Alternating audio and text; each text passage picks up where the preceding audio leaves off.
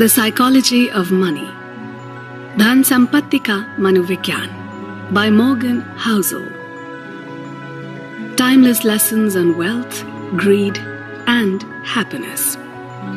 केवल वही आदमी प्रतिभाशाली है जो तब भी औसत काम कर सके जब उसके आसपास के सभी लोग अपना दिमाग गंवा रहे हों। नेपोलियन बोनापार्ट ने ये बात शायद हमारी आज की किताब के संदर्भ में ही लिखी थी। अगर आप भी इस चर्चा में हिस्सा लेंगे तो आपको भी कुछ ऐसा ही लगेगा। नमस्कार दोस्तों, मैं पल्लवी एक बार फिर से आपके समक्ष हूँ एक नई किताब और इससे मिलने वाले भरपूर ज्ञान को लेकर। हम आज जिस किताब पर बात करने जा रहे हैं उसका नाम है द साइकोलॉजी ऑफ मनी, यानी धन संपत्ति का मनोविज्ञान। और इसके लेखक हैं जाने माने वित्तीय पत्रकार मॉर्गन हाउसल, जिन्हें अर्थ जगत की दुनिया में अपने योगदान की वजह से ढेरों पुरस्कार मिल चुके हैं। इनके लिखे इस किताब को पढ़कर अब तक लाखों लोगों को फायदा हुआ है।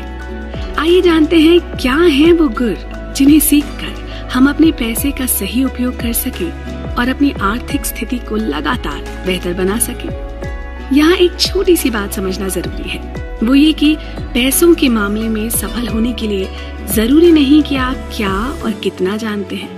जरूरी ये है कि उस जानकारी से आप कैसे व्यवहार करते हैं, उसका कैसे लाभ उठाते हैं। इसे थ्योरी के रूप में सीखना सिखाना थोड़ा मुश्किल है। यहाँ तक कि कई स्मार्ट लोग भी इसे आसानी से समझ नहीं पाते। रुपए पैसे का निवेश, सही जगह और सही समय पर उसका इस्तेमाल, कारोबारी निर्णय, ये सब जब स्कूल में हमें गणित और अर्थव्यवस्था के आधार पर पढ़ाया जाता है तो उसकी शक्ल कुछ और ही होती है, जबकि असली जीवन में हमें डेटा, रिसर्च और सूत्रों से कुछ और ही पता चलता है। हम जान पाते हैं कि वास्तव में हमें क्या करना है।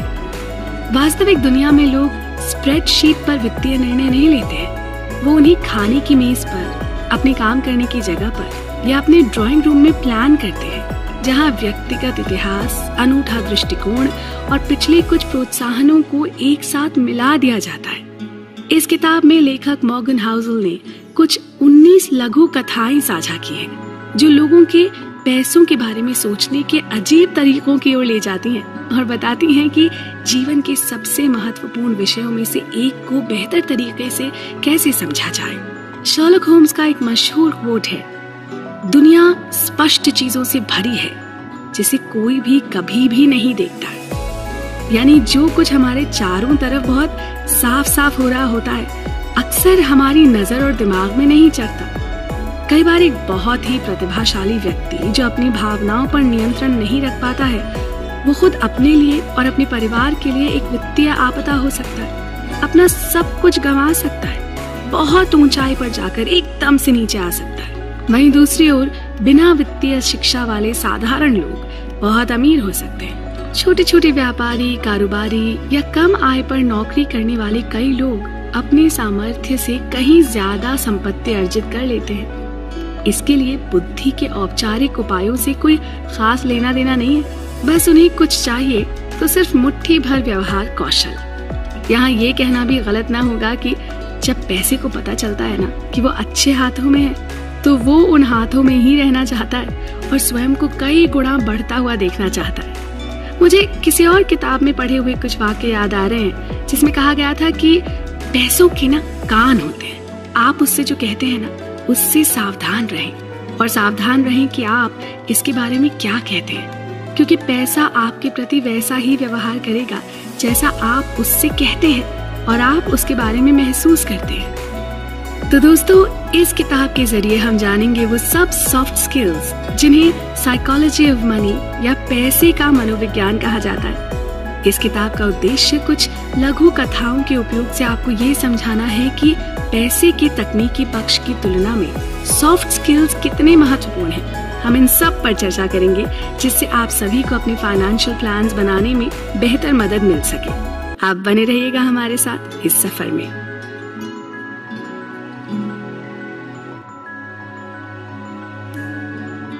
धरती पर होने वाला सबसे बड़ा प्रदर्शन, धन वो नहीं है जो आप कमाते हैं, बल्कि वो है जो आप रख पाते हैं। ये एक बहुत सटीक और सच्ची कहावत है।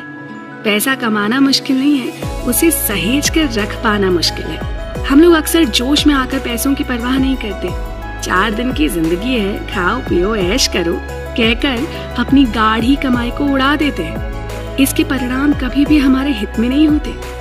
याद रहे, धन और संपदा उसी के पास रहती है जो उसका आदर करना जानते हैं, उसे समझदारी से खर्चते हैं, क्योंकि बुद्धिमानी बचत और सही जगह निवेश में ही है, और यही समृद्ध जीवन का मूल मंत्र है। हेलो दोस्तों, मैं हूं पल्लवी और चर्चा का विषय है जाने माने वित्तीय पत्रकार और लेखक मॉर्गन हाउसल की लिखी best selling book the psychology of money, यानी धन संपत्ति का मनोविज्ञान। आइए लेखक ने जो कहानी बताई है उसका सार समझते हैं। मैंने अपने कॉलेज जीवन में कई साल लॉस एंजलिस के एक बहुत ही शानदार होटल में बतौर सेवक गुजारे। वहाँ काम करते हुए मैंने बहुत से सबक सीखे, पर जो मेरे जहन में हमेशा के लिए बस गया वो किस्सा कुछ यूं था। हमारे होटल में एक विशिष्ट अतिथि अक्सर आया करते थे। वो एक प्रौद्योगिकी कार्यकारी थे, बहुत ही प्रतिभाशाली व्यक्ति, जिन्होंने बहुत कम उम्र में वाईफाई राउटर में एक प्रमुख डिजाइन पेटेंट करवाया था। उन्होंने कई कंपनियों को भी शुरू किया और सफल होने पर उन्हें बेचते गए। जाहिर है ये सब करके उन्होंने बहुत सारा पैसा कमाया। उन्होंने सफलता की बुलंदियों को बहुत कम समय में ही छू लिया। हर कोई उन्हें बहुत ही बुद्धिमान और तेज समझता था, पर उनका पैसे के साथ जो रिश्ता था उसे मैं बेहद बचकाना और मूर्खतापूर्ण कहूँगा। उनके पास अक्सर $100 के नोटों की कई इंच मोटी गड्डी होती थी, जिसे वो हर किसी को दिखाते रहते थे। जो इसे देखना चाहते थे उन्हें भी, और जो नहीं देखना चाहते थे उन्हें भी। वो अपनी धन संपत्ति के बारे में खुलेआम और जोर जोर से डींगे मारते थे। अक्सर नशे में रहते थे और किसी को भी कुछ भी नहीं समझते थे। एक दिन उन्होंने मेरे एक साथी को बहुत सारे पैसे दिए और कहा, पास की सुनार की दुकान से सोने के सिक्के ले आओ।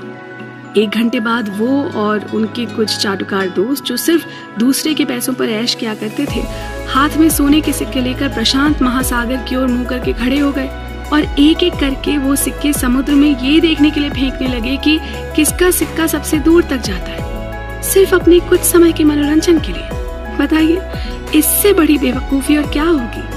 कुछ दिनों बाद उनसे होटल का एक कीमती लैंप टूट गया, और जब हमारे मैनेजर ने उनसे कहा कि ये $500 का है और आपको इसका हर्जाना देना होगा, तो अपनी जेब से नकदी की एक पूरी गड्डी निकालते हुए उन्होंने मैनेजर को सौंप दी और कहा, ये $5000 हैं, इसे रखो और मेरे सामने से दूर हट जाओ। खबरदार कभी भी फिर इस तरह से मेरा अपमान किया तो।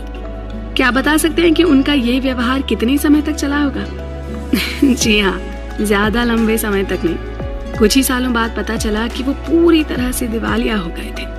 तो सीधी सी बात यह है कि आप कितने भी प्रतिभाशाली व्यक्ति हो सकते हैं, पर अगर आप अपनी भावनाओं पर नियंत्रण खो देते हैं तो न सिर्फ खुद के लिए बल्कि अपने परिवार के लिए भी एक वित्तीय आपदा बन सकते हैं। आप पर दुनिया भर का कर्ज चढ़ सकता है और उसके बोझ तले आपका जीवन बहुत ही मायूस हो सकता है। वहीं दूसरी ओर इसका उल्टा होना भी संभव है। दुनिया में कितने ही ऐसे लोग हैं जो बिना किसी बड़ी वित्तीय शिक्षा के और बेहद साधारण प्रतिभा रखने पर भी ढेर सारा धन कमाकर सिर्फ इसलिए अमीर हो गए क्योंकि उनके पास वो व्यवहार कौशल था जिसका बुद्धि के औपचारिक उपायों से कोई लेना देना नहीं है। यानी धन कमाना आसान है, धनी बने रहना मुश्किल। तो दोस्तों, हम बात कर रहे थे द साइकोलॉजी ऑफ मनी, यानी धन संपत्ति का मनोविज्ञान नामक किताब की। इसी तरह की कई छोटी बड़ी कहानियां और उनके पीछे के संदेश के साथ हम अपनी बातचीत का सिलसिला जारी रखेंगे। आप कहीं मत जाइएगा। धन संचय और सही निवेश। अमेरिकी एक्टर विल रॉजर्स ने बहुत सरलता से कितनी गंभीर बात कही है। ऐसे बहुत से लोग हैं जो अपनी गाढ़ी कमाई का पैसा खर्च करते हैं उन चीजों को खरीदने के लिए जो वो नहीं चाहते, और उन लोगों को प्रभावित करने के लिए जो उन्हें पसंद नहीं है ना कमाल की बात। हम लोग अक्सर ऐसा करते हैं, अपना घर भर देते हैं बेकार की चीजों से, वो भी बेकार के लोगों को दिखाने के लिए। कहिए, आप भी इस बात से सहमत हैं या नहीं? नमस्कार दोस्तों, मैं हूँ पल्लवी और आप हैं मेरे साथ एक ऐसी किताब की चर्चा में जिसने दुनिया भर में लाखों करोड़ों लोगों को पैसे का सही मोल समझाया है। बात हो रही है मॉर्गन हाउसल की किताब द साइकोलॉजी ऑफ मनी के बारे में। इस किताब में बहुत ही आसान भाषा में और अनेक सच्ची कहानियों के माध्यम से बताया गया है कि धन अर्जित करना मुश्किल नहीं है, मुश्किल है उसे सहेज कर रख पाना। आइए सुनते हैं ऐसी ही एक सच्ची कहानी। क्या आपने रोनाल्ड जेम्स रीड का नाम सुना है? रोनाल्ड जेम्स रीड एक अमेरिकी परोपकारी और निवेशक थे। एक जमाने में वो चौकीदार और गैस स्टेशन परिचारक भी रहे। रीड का जन्म वर्मोंट नाम के एक छोटे से शहर में हुआ था। अपने परिवार में हाई स्कूल तक पढ़ने वाले वो पहले व्यक्ति थे। जो लोग उन्हें जानते थे उनके लिए वो एक मामूली इंसान थे और उनके जीवन में कुछ भी उल्लेखनीय नहीं था। बरसों तक मामूली आमदनी में काम करने के बाद उन्होंने 38 साल की उम्र में $12,000 में 2 बेडरूम का घर खरीदा और जीवन भर वही रहे। उनकी मृत्यु साल 2014 में 92 वर्ष की उम्र में हुई और तब तक इस गरीब विनम्र ग्रामीण चौकीदार ने अंतर्राष्ट्रीय सुर्खियां बटोरी थी। उस साल जितने भी अमरीकियों की मृत्यु हुई उनमें से ऐसे लोगों की संख्या 4000 से भी कम थी जिनकी कुल संपत्ति $8 मिलियन से अधिक हो। और क्या आप जानते हैं कि रोनाल्ड रीड उनमें से एक थे? अपनी वसीयत में इस भूतपूर्व चौकीदार ने अपने बच्चों के लिए $2 मिलियन और अपने स्थानीय अस्पताल और पुस्तकालय के लिए $6 मिलियन से अधिक छोड़े। जो लोग रीड को जानते थे वो चकित थे। किसी को उनसे ये उम्मीद नहीं थी। बाद में पता चला कि उन्होंने कोई लॉटरी नहीं जीती थी और ना ही कोई विरासत थी उनके पास। रीड ने जितना हो सका उतना पैसा बचाया और ब्लू चिप स्टॉक्स में निवेश किया। फिर उन्होंने बड़े धैर्य के साथ कई दशकों तक इंतजार किया और एक दिन उनकी वो छोटी सी बचत $8 मिलियन से अधिक हो गई। तो ये था एक मामूली चौकीदार से एक विश्वविख्यात परोपकारी बनने तक का उनका सफर। और अब चलते हैं इसी विषय पर अपने दूसरे उदाहरण की ओर। रोनाल्ड रीड की मृत्यु से कुछ महीने पहले रिचर्ड नाम का एक और व्यक्ति चर्चा में था। रिचर्ड फस्कोन वो सब कुछ था जो रोनाल्ड रीड नहीं था। MBA की डिग्री, हार्वर्ड शिक्षित, मेरिल लिंच के कार्यकारी, रिचर्ड का फाइनेंस में बहुत सफल करियर था। 2000 के दशक में रिचर्ड ने ग्रीनविच कनेटिकट में अपने विशाल और आलीशान बंगले का विस्तार करने के लिए भारी उधार लिया। इस महल नुमा घर में 11 बाथरूम, 2 लिफ्ट, 2 पूल, 7 गैरेजेस थे और इसकी देखरेख का खर्चा एक महीने में लगभग $90,000 से भी अधिक था। फिर 2008 में दुनिया भर में वित्तीय संकट आया। ऐसे में बहुत अधिक कर्ज और अतरल संपत्ति ने रिचर्ड को दिवालिया बना दिया। 2008 में उन्होंने कथित तौर पर अदालत को बताया कि उनके पास कोई आय नहीं है। पहले उनके पाम बीच हाउस को बंद किया गया। 2014 में ग्रीनविच हवेली की बारी थी और आखिरकार नीलामी में उनकी सारी संपत्ति औने पौने दाम में बिक गई। इन कहानियों के बारे में आकर्षक बात यह है कि कैसे कोई व्यक्ति बिना किसी कॉलेज डिग्री, बिना किसी प्रशिक्षण, किसी पृष्ठभूमि, बिना किसी औपचारिक अनुभव और किसी कनेक्शन के किसी ऐसे को पछाड़ सकता है जिसके पास सबसे अच्छी शिक्षा, सर्वोत्तम प्रशिक्षण और बेहतरीन कनेक्शंस हों।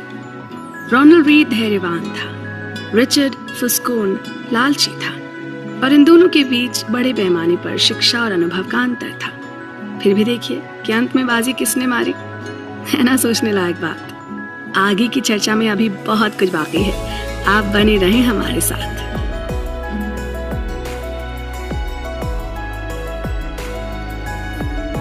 पैसा और व्यवहार ये मायने नहीं रखता कि आप कितना पैसा कमाते हैं, बल्कि ये मायने रखता है कि आप कितना पैसा सहेज पाते हैं। यह आपके लिए कितनी मेहनत करता है और आप इसे कितनी पीढ़ियों के लिए रखते हैं। जी हाँ दोस्तों, ये बहुत जरूरी बात है जो हम अक्सर भूल जाया करते हैं। आज में जीने का दम भरते हुए।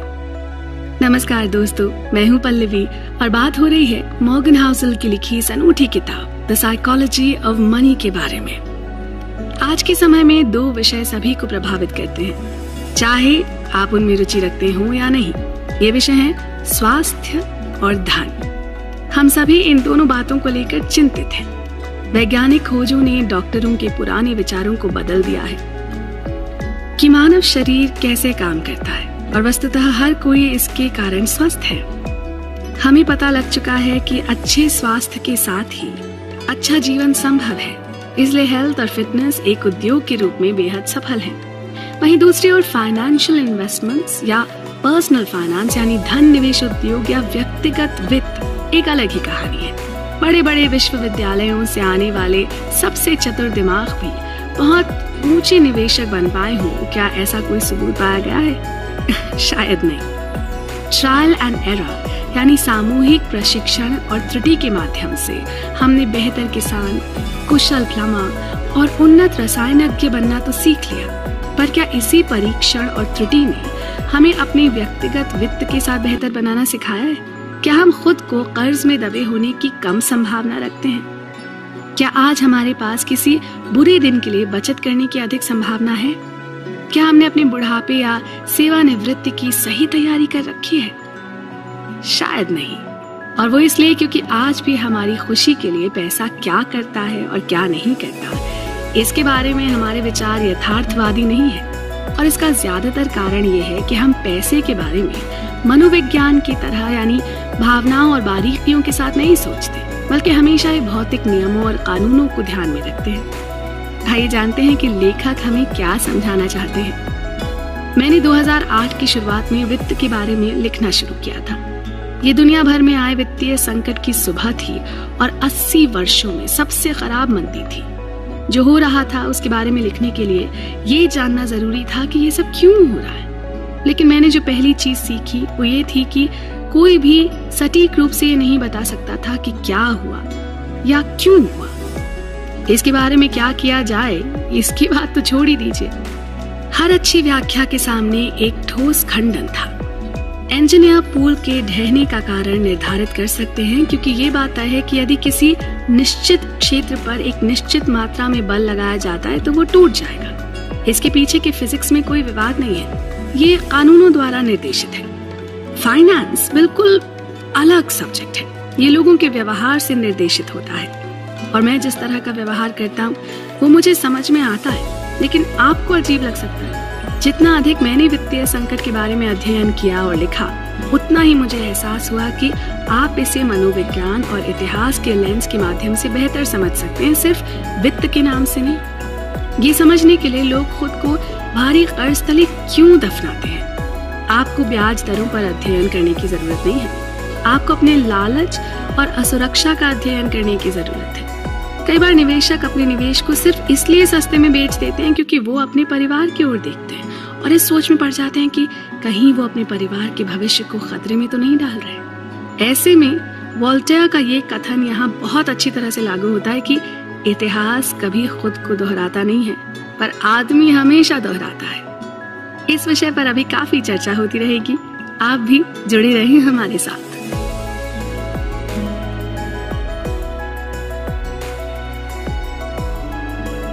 मूर्ख कोई नहीं।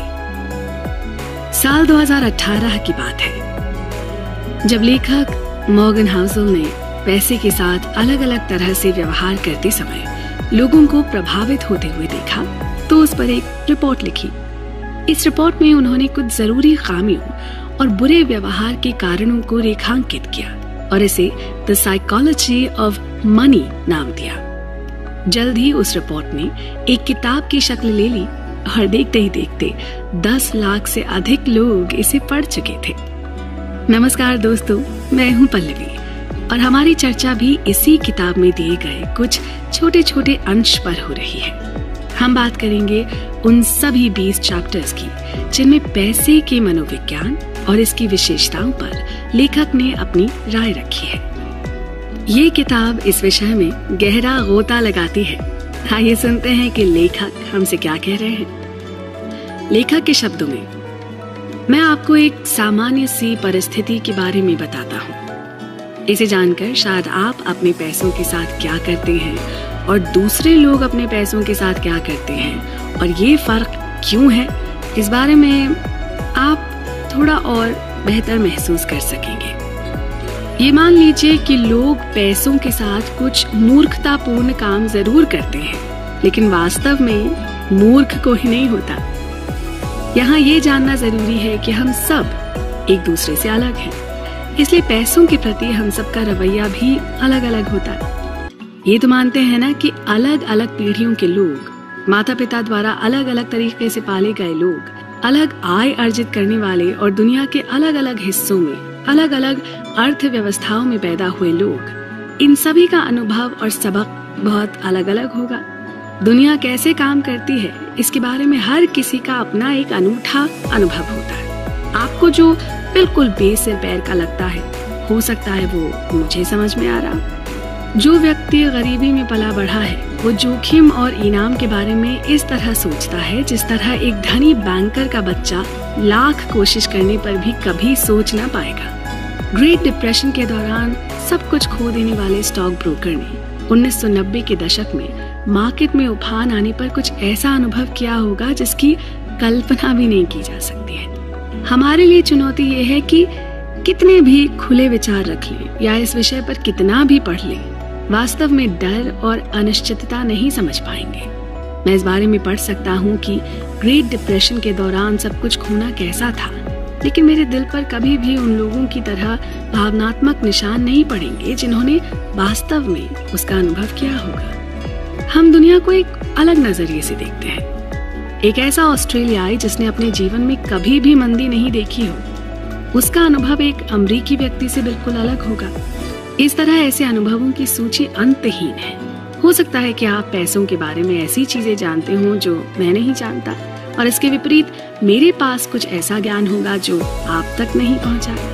ऐसा इसलिए नहीं है क्योंकि हम में से कोई एक दूसरे से ज्यादा स्मार्ट है या उसके पास बेहतर जानकारी है।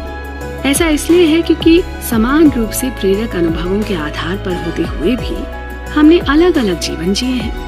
किसी स्प्रेडशीट को पढ़कर आपको शेयर बाजार में आई बड़ी गिरावट का एक छोटा सा मॉडल तो देखने को मिल सकता है, लेकिन उसे पढ़कर आपको वो एहसास नहीं मिलेंगे जो घर लौटने पर अपने बच्चों के चेहरों को देखकर मिलते हैं। अगर आप कोई ऐसी गलती करते हैं जिससे उनका जीवन प्रभावित हो, इतिहास पढ़ने से आपको ऐसा महसूस होगा कि आप कुछ समझ रहे हैं, लेकिन जब तक आप उसे जीते नहीं हैं और व्यक्तिगत रूप से उसके परिणामों को महसूस नहीं करते हैं, तब तक आप अपने व्यवहार को बदलने के लिए पर्याप्त नहीं समझ सकते हैं। हम सभी सोचते हैं कि हमें अच्छी तरह से पता है ये दुनिया कैसे काम करती है, लेकिन हम सभी ने इसका केवल एक छोटा सा अनुभव किया है और अभी एक लंबा सफर तय करना बाकी है।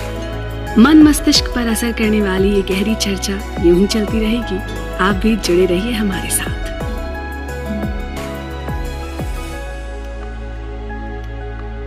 समय बड़ा बलवान। इकोनॉमिस्ट्स के अनुसार हर निवेशक की जोखिम उठाने की इच्छा उसकी पर्सनल हिस्ट्री पर निर्भर करती है, उसकी बुद्धि या उसकी शिक्षा पर नहीं। सिर्फ उसका भाग्य और परिस्थिति कि वो कब और कहां पैदा हुआ था, इससे ये तय होता है कि वो अपनी संपत्ति के साथ क्या करेगा। हेलो दोस्तों, मैं हूं पल्लवी और चर्चा का विषय है मॉर्गन हाउसल की लिखी किताब द साइकोलॉजी ऑफ मनी, जिसमें लेखक ने बड़ी गहराई के साथ धन संपदा के मनोविज्ञान को समझाने की कोशिश की है। फाइनेंशियल टाइम्स ने 2019 में प्रसिद्ध बॉन्ड मैनेजर बिल ग्रोस का इंटरव्यू लिया। ग्रोस ने माना कि अगर वो एक दशक पहले या बाद में पैदा हुए होते तो शायद उस जगह नहीं पहुंचे होते जहां वो आज हैं। उनका करियर ब्याज दरों में पीढ़ीगत गिरावट के साथ लगभग पूरी तरह से मेल खाता है, जिसने बॉन्ड की कीमतों को एक टेल विंड दिया। आज की पीढ़ी के लिए ये बॉन्ड बहुत सारा धन पैदा करने वाली मशीनें थी, और वहीं उनके पिता की पीढ़ी के लिए जो बहुत अधिक इन्फ्लेशन यानी महंगाई के साथ बड़े हुए, उन्हें ये पैसों की बर्बादी के सिवा कुछ नहीं लगता था। कायदे से तो लोगों को अपने लक्ष्यों और उस समय उनके पास मौजूद निवेश विकल्पों की विशेषताओं के आधार पर ये निर्णय लेने चाहिए, लेकिन अक्सर लोग ऐसा नहीं करते। अर्थशास्त्रियों ने पाया कि लोग अक्सर अपने ही जीवन से प्रभावित होकर ये निवेश निर्णय लेते हैं, खासकर उस समय के अनुभवों के मद्देनजर जब वो जवान थे। मतलब समय और उम्र के साथ जो बदलाव आने चाहिए वो नहीं आ पाते, और कई बार वो इस वजह से मात खा जाते हैं। यदि आप अधिक महंगाई के दौर में बड़े हुए हैं तो आपको बाजार में निवेश करने के बहुत कम अवसर मिले होंगे। वहीं अगर आप शेयर बाजार के मजबूत होने पर बड़े हुए हैं तो आपने अपने जीवन में शेयरों में अधिक पैसा निवेश किया होगा। लोगों के दो समूह सिर्फ इस वजह से शेयर बाजार के काम करने के ढंग को अलग नजर से देखते हैं क्योंकि उनके जन्म के वर्षों में लंबा अंतर रहा, और समय का ये बदलाव ही उनके दृष्टिकोण में बदलाव का एक अकेला कारण है। कौन नहीं जानता कि दूसरे विश्व युद्ध के दौरान जर्मनी और जापान के स्थानीय शेयर बाजारों का पूरी तरह सफाया हो गया था। इन देशों पर भारी बमबारी की गई थी। युद्ध के अंत में जर्मनी के किसान बहुत ही कम उत्पादन कर पाए थे। वहीं दूसरी ओर इसकी तुलना अमेरिका से करें, जहां शेयर बाजार दुगने से अधिक हो गया था और अर्थव्यवस्था लगभग 2 दशकों में सबसे मजबूत थी। अब ऐसे में किसी को भी इन अलग अलग देशों के लोगों से ये उम्मीद नहीं करनी चाहिए कि वो पैसे, रोजगार और व्यापार जैसी बातों में एक जैसी राय रखेंगे। पैसों के बारे में उनका दृष्टिकोण अलग अलग दुनिया में बना था, और जब ऐसा होता है तब जो लोगों के एक समूह के लिए सही होता है वही दूसरे को अपमानजनक लग सकता है। अक्सर लोग अपने पैसे के साथ जो भी निर्णय लेते हैं वो उनके पास मौजूद जानकारी के हिसाब से उचित होता है। ऐसे में हो सकता है कि उन लोगों के पास गलत सूचना हो या अधूरी जानकारी। वो गणित में खराब हो सकते हैं या किसी बेकार की मार्केटिंग का शिकार। वो नहीं जान पाते कि वो क्या कर रहे हैं, लेकिन ये तय है कि वो अपने हिसाब से सही कर रहे होते हैं। वो खुद को राजी कर लेते हैं कि वो जो कर रहे हैं वही ठीक है। इसका एक सरल उदाहरण है लॉटरी टिकट, जिसकी अमेरिकी बाजार में सबसे ज्यादा बिक्री होती है। और ये टिकट कौन खरीदता है भला? ज्यादातर गरीब लोग। जी, वो किसी ऐसी चीज पर अपने पैसे खर्च करते हैं जिसका चांस लाखों में एक है। हम लोगों को शायद वो पागल लग सकते हैं, लेकिन हम और आप उस आय वर्ग में नहीं है ना। हो सकता है कि लॉटरी टिकट खरीदना उनके जीवन में एकमात्र ऐसा अवसर हो जब वो अपने सपनों को साकार कर सकते हैं। हाँ, जरूरी नहीं है कि आप इस तर्क से सहमत हो, लेकिन ये समझना जरूरी है कि इन टिकटों की इतनी बिक्री क्यों होती है। ये और कुछ नहीं bल्कि धन का मनोविज्ञान ही तो है। हमारी ये तर्क संगत चर्चा चलती रहेगी। आपका साथ भी बना रहे। भाग्य और जोखिम। Nothing is as good or as bad as it seems। जी हाँ, अपनी और दूसरों की दोनों प्रकार की सफलता की बात करते समय ये ध्यान रखना चाहिए कि कुछ भी उतना अच्छा या उतना बुरा नहीं होता जितना वो प्रतीत होता है। ऐसा मानना है न्यूयॉर्क यूनिवर्सिटी यानी NYU के प्रोफेसर स्कॉट गैलवे का। नमस्कार, मैं हूं पल्लवी और बात हो रही है जाने माने लेखक और फाइनेंस एक्सपर्ट मॉर्गन हाउसल की लिखी हुई किताब द साइकोलॉजी ऑफ मनी की। इस किताब में उन्होंने विस्तार से और कई कहानियों के माध्यम से ये बताया है कि धन संपदा के ज्ञान और मनोविज्ञान को कैसे समझा जाए। उन्हीं के शब्दों में, हम सभी पैसे के साथ काफी बेवकूफी वाली हरकतें करते हैं क्योंकि हम सभी इस खेल के लिए अपेक्षाकृत नए हैं। हो सकता है जो आपको पागल लगता है वो मुझे समझ में आ रहा हो। हम सभी अपने अनूठे अनुभवों के आधार पर निर्णय लेते हैं जो हमें एक निश्चित क्षण में ही समझ आता है। आइए आपको बिल गेट्स की कहानी सुनाता हूँ। भाग्य और जोखिम यानी लक एंड रिस्क मानो भाई बहन हो। ये सच है कि जीवन में प्रत्येक परिणाम व्यक्तिगत प्रयास के अलावा अन्य शक्तियों द्वारा भी निर्देशित होता है। ये समझ लीजिए कि आप जो खेल खेल रहे हैं, जिसमें आपके अलावा दुनिया भर के करीब 7 अरब लोग भी हैं, तो इस खेल में भाग्य आपका कितना साथ देता है और आप कितना जोखिम उठाते हैं, ये बहुत अहम है। आइए जानते हैं बिल गेट्स और उनके हाई स्कूल दोस्त केंट इवांस की एक बहुत ही रोचक कहानी। भाग्य देखिए, बिल दुनिया के इकलौते ऐसे high school lake side high school में पढ़ने गए जहां एक कंप्यूटर मौजूद था। अधिकांश विश्वविद्यालय स्नातक स्कूलों में कहीं भी उतना उन्नत कंप्यूटर नहीं था जितना बिल गेट्स के पास 8वीं कक्षा में था। गेट्स जब 13 साल के थे तब उनकी मुलाकात सहपाठी पॉल एलन से हुई। एलन को भी स्कूल के कंप्यूटर का ही जुनून था। बिल और पॉल अपने फुर्सत के सभी पल उस कंप्यूटर के साथ बिताने लगे और जल्दी ही कंप्यूटिंग विशेषज्ञ बन गए। बिल को इस बात का बहुत गर्व है कि उन्होंने उच्च शिक्षा के लिए जिस स्कूल को चुना वहाँ कंप्यूटर खरीदने के लिए पैसे भी थे और दूरदर्शिता भी। अपनी कंपनी का पूरा श्रेय वो अपने स्कूल को देते हैं। उन्होंने 2005 में स्कूल की स्नातक कक्षा को बताया, अगर कोई लेकसाइड नहीं होता तो कोई माइक्रोसॉफ्ट नहीं होता। सारी दुनिया जानती है कि गेट्स बहुत स्मार्ट और मेहनती हैं और एक किशोर के रूप में कंप्यूटर को लेकर उनका जो सपना था वो उसे माइक्रोसॉफ्ट के जरिए पूरा करने में सक्षम हुए। अब मैं आपको गेट्स के दोस्त केंट एवांस के बारे में बताता हूँ। जहाँ गेट्स के लिए भाग्य ने बहुत बड़ा रोल निभाया, वहीं केंट ने भाग्य के बेहद करीबी जोखिम के समान रूप से शक्तिशाली खुराक का अनुभव किया। केंट के साथ अपनी दोस्ती को याद करते हुए गेट्स वापस उस उम्र में चले जाते हैं। हम साथ कॉलेज जाते थे और मुझे यकीन था कि एक दिन हम साथ काम करते।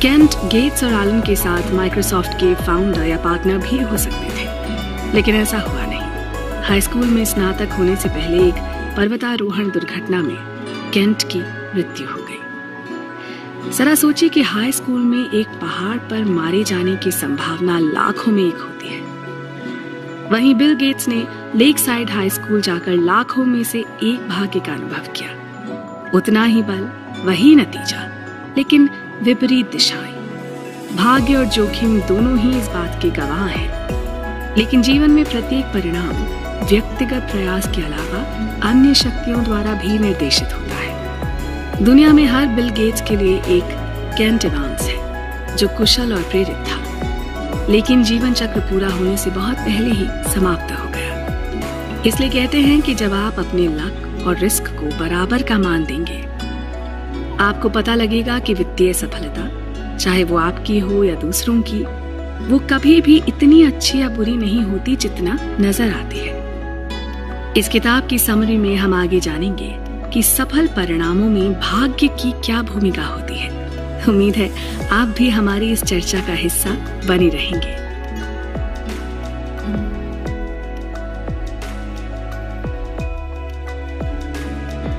Luck by chance. वर्षों पहले जब अर्थशास्त्र में नोबेल पुरस्कार जीतने वाले अर्थशास्त्री रॉबर्ट शिलर से पूछा गया कि आप निवेश के बारे में क्या जानना चाहते हैं जिसे हम नहीं जान सकते, तो उन्होंने उत्तर दिया, the exact role of luck in a successful outcome, यानी सफल परिणामों में भाग्य की सटीक भूमिका। वास्तव में कोई नहीं सोचता कि भाग्य वित्तीय सफलता में क्या भूमिका निभाता है, और चूंकि भाग्य को मापना मुश्किल है और जो लोग सफल होते हों उनसे ऐसा कहना थोड़ा गलत लग सकता है, इसलिए बाय डिफॉल्ट हम अक्सर सफलता का श्रेय देने में भाग्य की बात नहीं करते हैं। नमस्कार दोस्तों, मैं हूँ पल्लवी और आप हैं मेरे साथ मॉर्गन हाउसल की किताब द साइकोलॉजी ऑफ मनी की चर्चा में। आइए समझते हैं इस किताब का सार उन्हीं के शब्दों में। हम सरल कहानियों को पसंद करते हैं जो समझने में आसान होती हैं, लेकिन वो कई बार हमें भटका देती हैं। निवेशकों और कारोबारियों के साथ कई बरस बिताने के बाद मुझे पता चला कि किसी और की विफलता का ठीकरा बुरे फैसलों के सर फोड़ा जाता है, जबकि आपकी खुद की विफलताएं आमतौर पर इसलिए होती हैं क्योंकि आपने एक जोखिम भरा फैसला लिया। आप कभी भी फोर्ब्स मैगजीन के कवर पर उन गरीब निवेशकों को नहीं पाएंगे जिनके निर्णय तो अच्छे थे, लेकिन जोखिम उठाने के कारण भाग्य ने उनका साथ नहीं दिया। लेकिन ये मैगजीन लगभग निश्चित रूप से उन अमीर निवेशकों का जश्न मनाती है जिन्होंने सामान्य या लापरवाह निर्णय लिए पर भाग्यशाली रहे और सफल हो गए। डर इस बात का है कि हम सभी ये जानने की कोशिश कर रहे हैं कि पैसे से क्या काम करता है और क्या नहीं, कौन सी निवेश रणनीतियां काम करती हैं और कौन सी नहीं, कौन सी व्यावसायिक रणनीतियां काम करती हैं और कौन सी नहीं। आप अमीर कैसे बनते हैं, आप गरीब होने से कैसे बचते हैं। ये सब वो सवाल हैं जो लगातार हमारे जहन में आते हैं और जवाब की तलाश में हम भटकते रहते हैं। सफलताओं और असफलताओं को देखकर हम ये कहते हैं, इसने जो किया वो करो, जो उसने किया उससे बचो।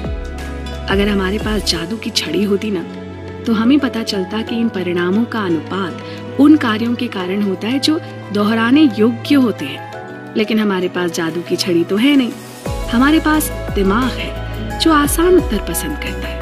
इसलिए जिन लक्षणों का हमें अनुकरण करना चाहिए या उनसे बचना चाहिए, उनकी पहचान करना बहुत कठिन हो सकता है। आइए अब एक ऐसे व्यक्ति की कहानी सुनते हैं जो बिल गेट्स की ही तरह बहुत सफल रहा, लेकिन जिसकी सफलता का श्रेय सिर्फ भाग्य को या कौशल को देना मुश्किल है। कोर्नेलियस वैंडरबिल्ट उन दिनों अपने रेल साम्राज्य का विस्तार कर रहे थे।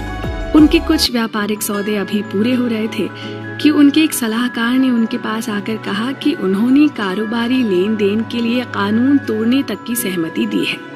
वैंडरबिल्ट का जवाब था, क्या आप जानते नहीं कि न्यूयॉर्क राज्य के अनुसार तो आप रेल मार्ग चला ही नहीं सकते। इसे पढ़कर मेरा पहला विचार था, शायद इस रवैये के कारण ही वो इतने सफल रहे, जबकि ये कोई शान की बात नहीं है। वैंडरबिल्ट बेतहाशा सफल होने के साथ साथ कानून की धज्जियां उड़ाने वाले के नाम से भी जाने गए। मुझे कानून की क्या परवाह, वैंडरबिल्ट ने एक बार कहा था। क्या मेरे पास शक्ति नहीं है? यहाँ बोल्ड और लापरवाह के बीच की रेखा ना बहुत महीन है। भाग्य क्या है, कौशल क्या है और जोखिम क्या है, ये हल करना आसान नहीं है। लेकिन दो चीजें आपको बेहतर दिशा की ओर ले जा सकती हैं, और वो है, हमेशा ध्यान रहे कि आप किसकी प्रशंसा करते हैं और वैसा बने, और सावधान रहें कि आप किसे नीचा देखते हैं और उन जैसा बनने से बचना चाहते हैं। जब चीजें बहुत अच्छी चल रही हो ना, तो जान लें कि ये उतना अच्छा नहीं है जितना आप सोचते हैं। दूसरी ओर सब गलत हो रहा हो तो भी यही समझें, कुछ भी उतना अच्छा या बुरा नहीं होता जितना लगता है। आगे की कहानियों में चर्चा होगी उन दो आदमियों की जिन्होंने अपनी किस्मत को अपनी काबिलियत से आगे बढ़ाया। आप भी जुड़े रहिएगा हमारे साथ।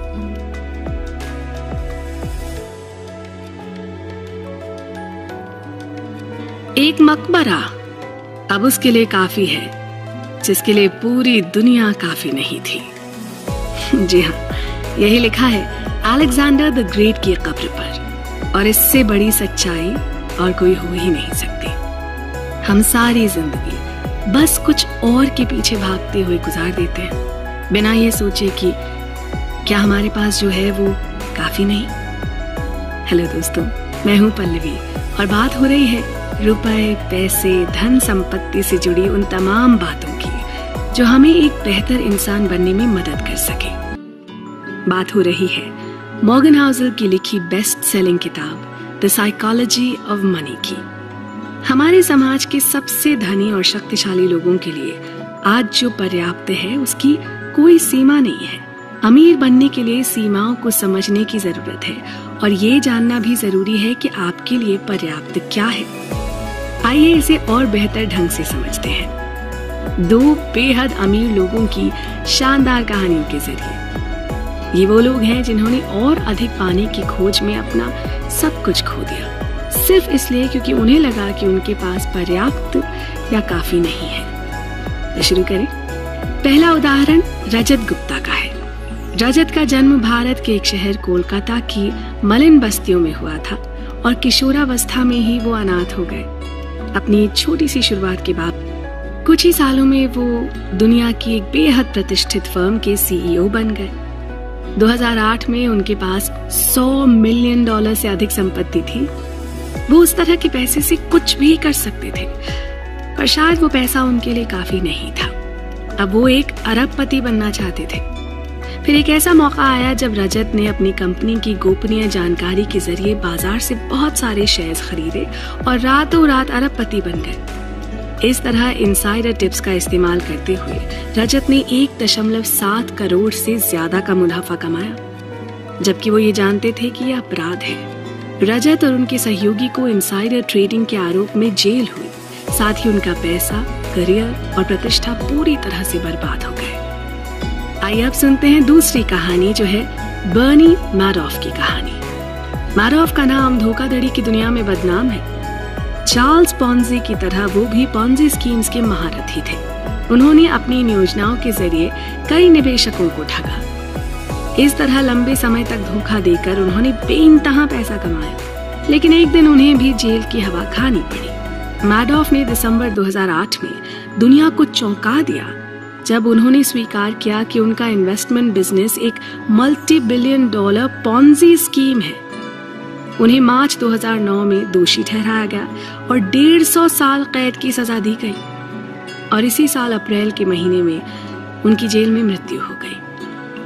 क्या जानते हैं कि इस धोखाधड़ी से पहले रजत गुप्ता की तरह वो भी एक सफल व्यवसायी थे, पर वैध रूप से सफल और धनी होने के बावजूद इन दोनों ने ही गलत रास्ता चुना। सवाल ये उठता है कि रजत और मैडॉफ जैसे लोग जिनके पास पहले से ही करोड़ों की संपत्ति हो, आखिर इतने हताश क्यों होंगे कि अपने लालच के लिए सब कुछ जोखिम में डाल दें? लाचारी या गरीबी में किया गया अपराध इससे अलग है।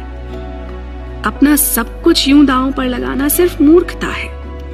ये सच है कि ये काफी दुर्लभ और अनोखे मामले हैं। हम में से हर कोई शायद इससे संबंधित भी ना हो, लेकिन इन कहानियों से हमें ये सीख मिलती है कि हमें पर्याप्त होने के महत्व को समझना चाहिए। Money often costs too much, यानी पैसा अक्सर बड़ी कीमत चुकाने पर मिलता है। राल्फ वॉल्डो एमर्सन की कही ये बात यहाँ 16 आने सच बैठती है। साथ ही बेंजामिन फ्रैंकलिन की कही ये बात भी कि पैसे ने अभी तक इंसान को कभी खुश नहीं किया है और ना ही करेगा। मनुष्य के पास जितना अधिक होता है वो उतना ही अधिक चाहता है। पैसा एक वैक्यूम भरने के बजाय एक वैक्यूम बनाता है, और ये वही बेंजामिन फ्रैंकलिन है जिन्हें स्टेट्समैन, इन्वेंटर, डिप्लोमेट और अमेरिका के फाउंडिंग फादर्स होने का दर्जा हासिल है और जिनकी तस्वीर $100 के बिल पर छपी है। ये चर्चा इतनी जल्दी खत्म नहीं होगी, आप बने रहें हमारे साथ।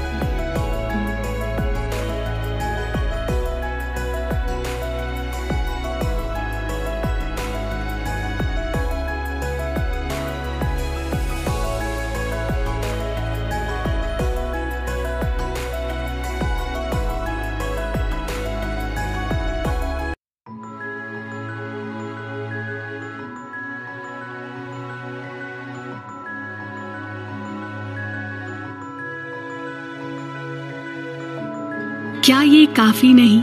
भाग 2। एक सुखी जीवन जीने के लिए हम क्या मांग सकते हैं? शांति और संतुष्टि से जीने के लिए हमें कितने पैसे चाहिए? वो कितना हो जो हमारे लिए काफी हो? हमें किस हद तक कमाना चाहिए? क्या है उसकी सीमा? ये बहुत सारे सवाल अक्सर मन में उठते हैं और इसका जवाब है मॉर्गन हाउसल की लिखी इस पुस्तक में, जिसका नाम है द साइकोलॉजी ऑफ मनी, यानी धन का मनोविज्ञान। नमस्कार, मैं हूं पल्लवी और चर्चा को आगे बढ़ाते हैं एक और मजेदार किस्से के साथ। शेल्टर आइलैंड पर एक अरबपति द्वारा दी गई एक पार्टी में कर्ट वॉनगुट ने अपने दोस्त जोसेफ हेलर को बताया कि उनके मेजबान, जो कि एक हेज फंड मैनेजर हैं, ने एक ही दिन में हेलर की तुलना में इतना पैसा कमाया जो कि हेलर ने अपने लोकप्रिय उपन्यास कैच-22 से अभी तक अर्जित किया हो। तो जानते हैं हेलर ने क्या जवाब दिया? उन्होंने कहा, हाँ हो सकता है, पर मेरे पास कुछ ऐसा है जो उसके पास कभी नहीं होगा, पर्याप्त, यानी इनफ। उस एक सरल शब्द में जीवन की सच्चाई छुपी थी।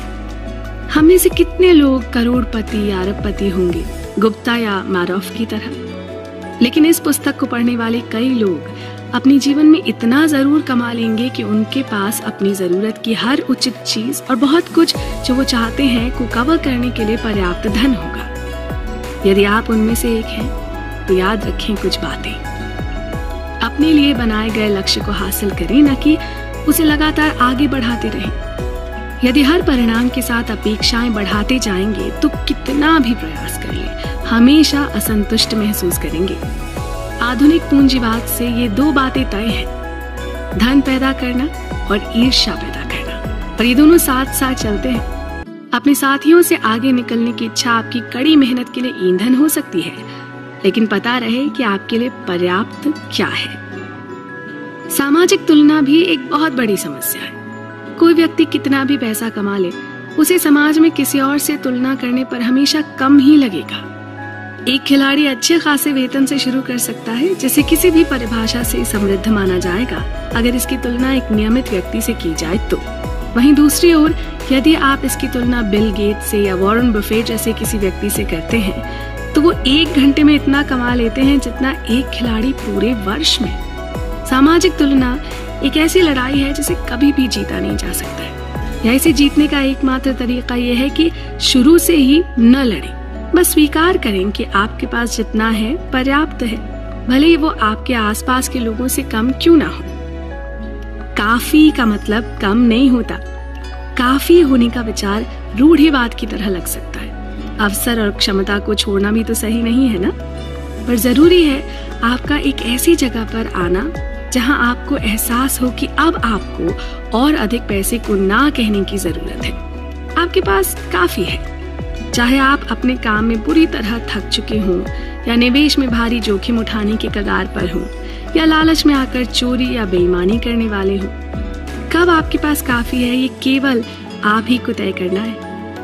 ऐसी कई चीजें हैं जो कभी भी जोखिम में डालने लायक नहीं होती हैं, चाहे उसके लाभ कुछ भी क्यों ना हो। जीवन में कुछ चीजें बस अमूल्य हैं। आपकी प्रतिष्ठा, स्वतंत्रता, परिवार, दोस्त, खुशी, अपनों का प्रेम और स्नेह, ये कुछ चीजें हैं जिन्हें पैसों से नहीं आंका जा सकता। इन सब को संजोए रखने में आपकी सबसे बड़ी समझदारी इस बात को जानने में है कि खुद को जोखिम लेने से रोकने का समय कब है। आपका हर वो कदम जो उन्हें नुकसान पहुंचा सकता है वो नहीं उठाना है। साधारण शब्दों में कहें तो बस ये जानना है कि आपके पास कब पर्याप्त है। वो कहावत है ना, आपकी दौलत का असली पैमाना ये है कि अगर आपने अपना सारा पैसा गंवा दिया तब भी आप कितने कीमती हैं। तो दोस्तों, धन संपत्ति के मनोविज्ञान को समझना अभी बाकी है। आप भी बने रहें हमारे साथ।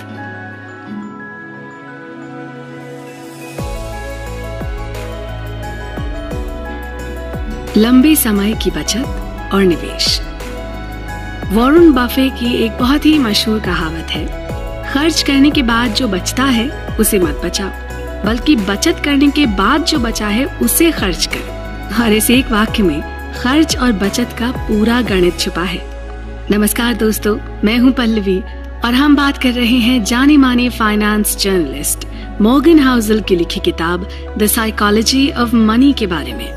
आज के इस भाग में चर्चा होगी कि किस तरह छोटी छोटी पर लंबे समय तक की गई बचत और उसके सही निवेश से कितने विशाल परिणाम हो सकते हैं। उदाहरण के लिए आइस एज को ही ले लीजिए। इतनी अधिक मात्रा में वो बर्फ रातों रात तो नहीं जम गई होगी, है ना। शुरुआत तब से हुई जब गर्मी कभी भी इतनी गर्म नहीं हुई कि पिछली सर्दियों की बर्फ को पिघला सके, और उस बची हुई बर्फ पर अगली सर्दियों में बर्फ जमा होना और आसान हो गया, जिससे आने वाली गर्मियों में बर्फ के चिपके रहने की संभावना बढ़ती चली गई, जो अगली सर्दियों में और भी अधिक बर्फ को आकर्षित करती चली गई। बस यही चक्र चलता रहा। सोचिए कैसे परिस्थितियों में अपेक्षाकृत छोटे से बदलाव से कोई चीज कितनी बड़ी हो सकती है। जो एक गर्मी से बची हुई बर्फ की एक पतली परत से शुरू हुआ, वो एक दिन एक पूरा का पूरा ग्लेशियर बन गया। हिमयुग से पता चलता है कि हमें किसी जबरदस्त परिणाम के लिए कोई बहुत जबरदस्त शक्ति की आवश्यकता नहीं है। अच्छा, क्या आप जानते हैं कि दुनिया भर में करीब 2000 से अधिक पुस्तकें हैं जिनमें बताया गया है कि कैसे वॉरेन बफे ने अपना भाग्य बनाया। उनमें से कई पुस्तकें बहुत कमाल की लिखी गई हैं, लेकिन लोग सिर्फ इस बात पर ध्यान देते हैं कि उन्होंने क्या हासिल किया, ये नहीं कि उन्होंने बरसों मेहनत की और बहुत कम उम्र से ही अपनी बचत को निवेश करना शुरू कर दिया था। उनकी अधिकतर संपत्ति उनके 50वें जन्मदिन के बाद जुड़ पाई थी, और यही उनकी सफलता की असली कुंजी है। अगर यही काम उन्होंने 30 साल की उम्र में शुरू किया होता और 60 की उम्र में सेवानिवृत्त हो जाते, तो शायद हमने उनके बारे में सुना भी ना होता। देखा जाए तो वॉरेन बफे की सारी सफलता अपनी जवानी के वर्षों में बनाए गए वित्तीय आधार और अपनी अधेड़ अवस्था में उसे बनाए रहने की वजह से हुई। उनका कौशल निवेश करना जरूर है, पर उनका रहस्य समय है।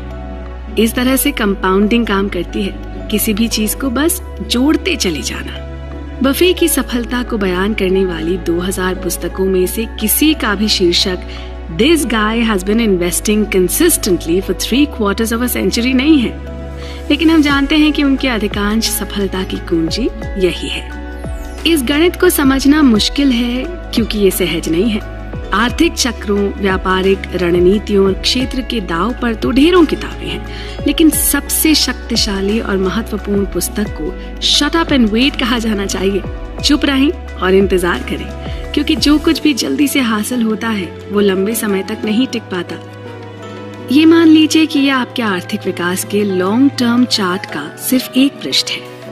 व्यावहारिक निष्कर्ष ये है कि बहुत से निवेश के प्रयास अधिकांश निराशाजनक ट्रेंडों, खराब रणनीतियों और असफलता के लिए जिम्मेदार हो सकते हैं। हर कोई अपने लिए सबसे अधिक निवेश रिटर्न अर्जित करने की कोशिश करता है। ये सोच सही भी है, इसके लिए हम उन लोगों को दोष नहीं दे सकते जो अपने सभी प्रयासों को इसके लिए समर्पित करते हो। उन्होंने यही सीखा है और वो इसी का प्रयास करते हैं। ये सहज रूप से अमीर बनने का सबसे अच्छा तरीका लगता है, लेकिन जरूरी नहीं कि अच्छा निवेश हर बार सबसे ज्यादा रिटर्न अर्जित करने के बारे में ही हो। कई बार ये उच्चतम रिटर्न एक ही बार सफल होता है जिसे दोहराया नहीं जा सकता। दूसरी तरफ कंपाउंडिंग यानी धीरे धीरे पर लंबे समय तक जोड़ा गया निवेश बहुत अच्छा रिटर्न अर्जित करने में सफल रहता है। आप इसके साथ टिके रह सकते हैं और इसे लंबे समय तक दोहराया जा सकता है। वहीं इसके विपरीत कम समय में भारी रिटर्न अर्जित करना की सोच के पीछे कुछ दुखद कहानियां हैं, जिसके बारे में हम आगे चर्चा करेंगे। आप भी हमारे साथ बने रहिएगा।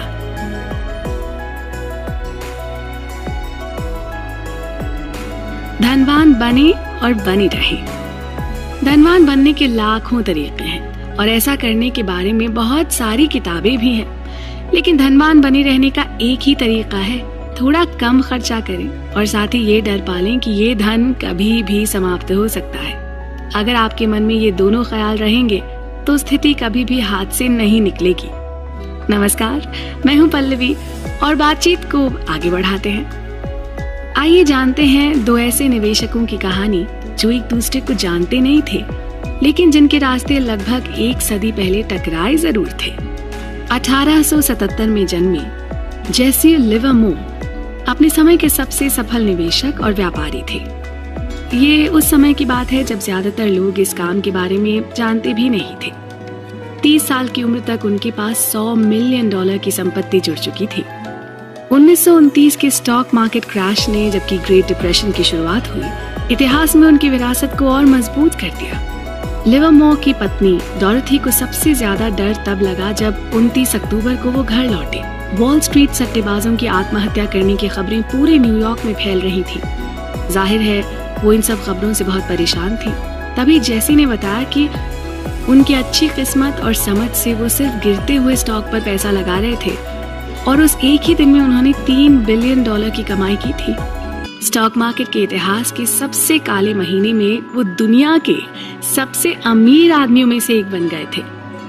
जब उनका परिवार इस अद्भुत सफलता का जश्न मना रहा था, वहीं एक और आदमी भयानक निराशा में डूबा वॉल स्ट्रीट की गलियों में अपनी किस्मत का रोना रो रहा था। एब्राहम ज़रमान्स्की एक करोड़पति रियल एस्टेट निर्माता थे, जिन्होंने बाजार की गतिविधियों को देखते हुए बढ़ते हुए शेयर पर बहुत सारा पैसा लगाया। उनका लगाया ये दांव असफल रहा। उनका सब कुछ बर्बाद हो गया और वो आखिरी बार वॉल स्ट्रीट की गलियों में अकेले भटकते नजर आए।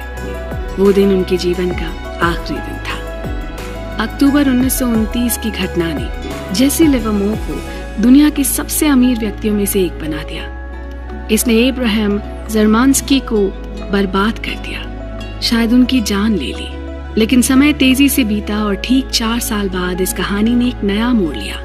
1929 में किस्मत बदलने के बाद लिवरमोर ने आत्मविश्वास से भरपूर और बड़े बड़े दांव लगाए। इस बार किस्मत ने उनका साथ नहीं दिया और वो कर्ज में डूबते चले गए और अंततः उसी शेयर बाजार में उन्होंने सब कुछ खो दिया। बुरी तरह से टूटे हुए और शर्मिंदा वो 1933 में 2 दिनों के लिए गायब हो गए। दुखी मन से एक दिन लौट कर भी आए, पर उनका रास्ता तय था। लिवरमोर ने अंततः एक दिन अपनी जान ले ली। दोनों का समय अलग था, लेकिन ज़रमान्स्की और लिवरमोर एक जैसे ही निकले। दोनों ही अमीर बनने में बहुत अच्छे निकले और अमीर बने रहने में उतने ही बुरे थे।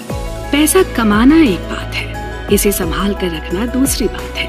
सर्वाइवल यानी बने रहने के लिए एक अलग ही मानसिकता को वास्तविक दुनिया में लागू करना पड़ता है और आप भी अपने लिए ये 3 गुर सीखें। पहला, अगर मुझे बड़ा रिटर्न चाहिए तो जरूरी है कि उससे ज्यादा मैं आर्थिक रूप से अटूट रहूं, और अगर मैं अटूट हूं तो मुझे वास्तव में लगता है कि मुझे सबसे बड़ा रिटर्न मिलेगा, क्योंकि मैं कुछ अद्भुत निवेश करके कंपाउंडिंग के सहारे काफी देर तक टिक सकूंगा।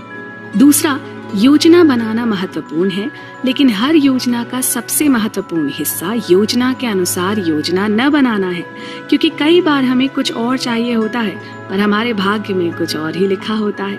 और तीसरा, एक ऐसा व्यक्तित्व जो आपको भविष्य के बारे में आशावादी तो रखे, साथ ही पागलपन की हद तक आपको हर हाल में उस ऊंचाई तक पहुंचाए। तो ये मान लिया जाए कि एक मानसिकता जो एक ही समय में पागल और आशावादी हो सकती है, उसे बनाए रखना बहुत मुश्किल है। किसी भी चीज को काले या सफेद के रूप में देखने में बारीकियों को स्वीकार करने की तुलना में कम प्रयास लगता है। जी हाँ, काफी गंभीर रहा ये साल, पर चर्चा अभी बाकी है। आप बने रहिएगा हमारे साथ।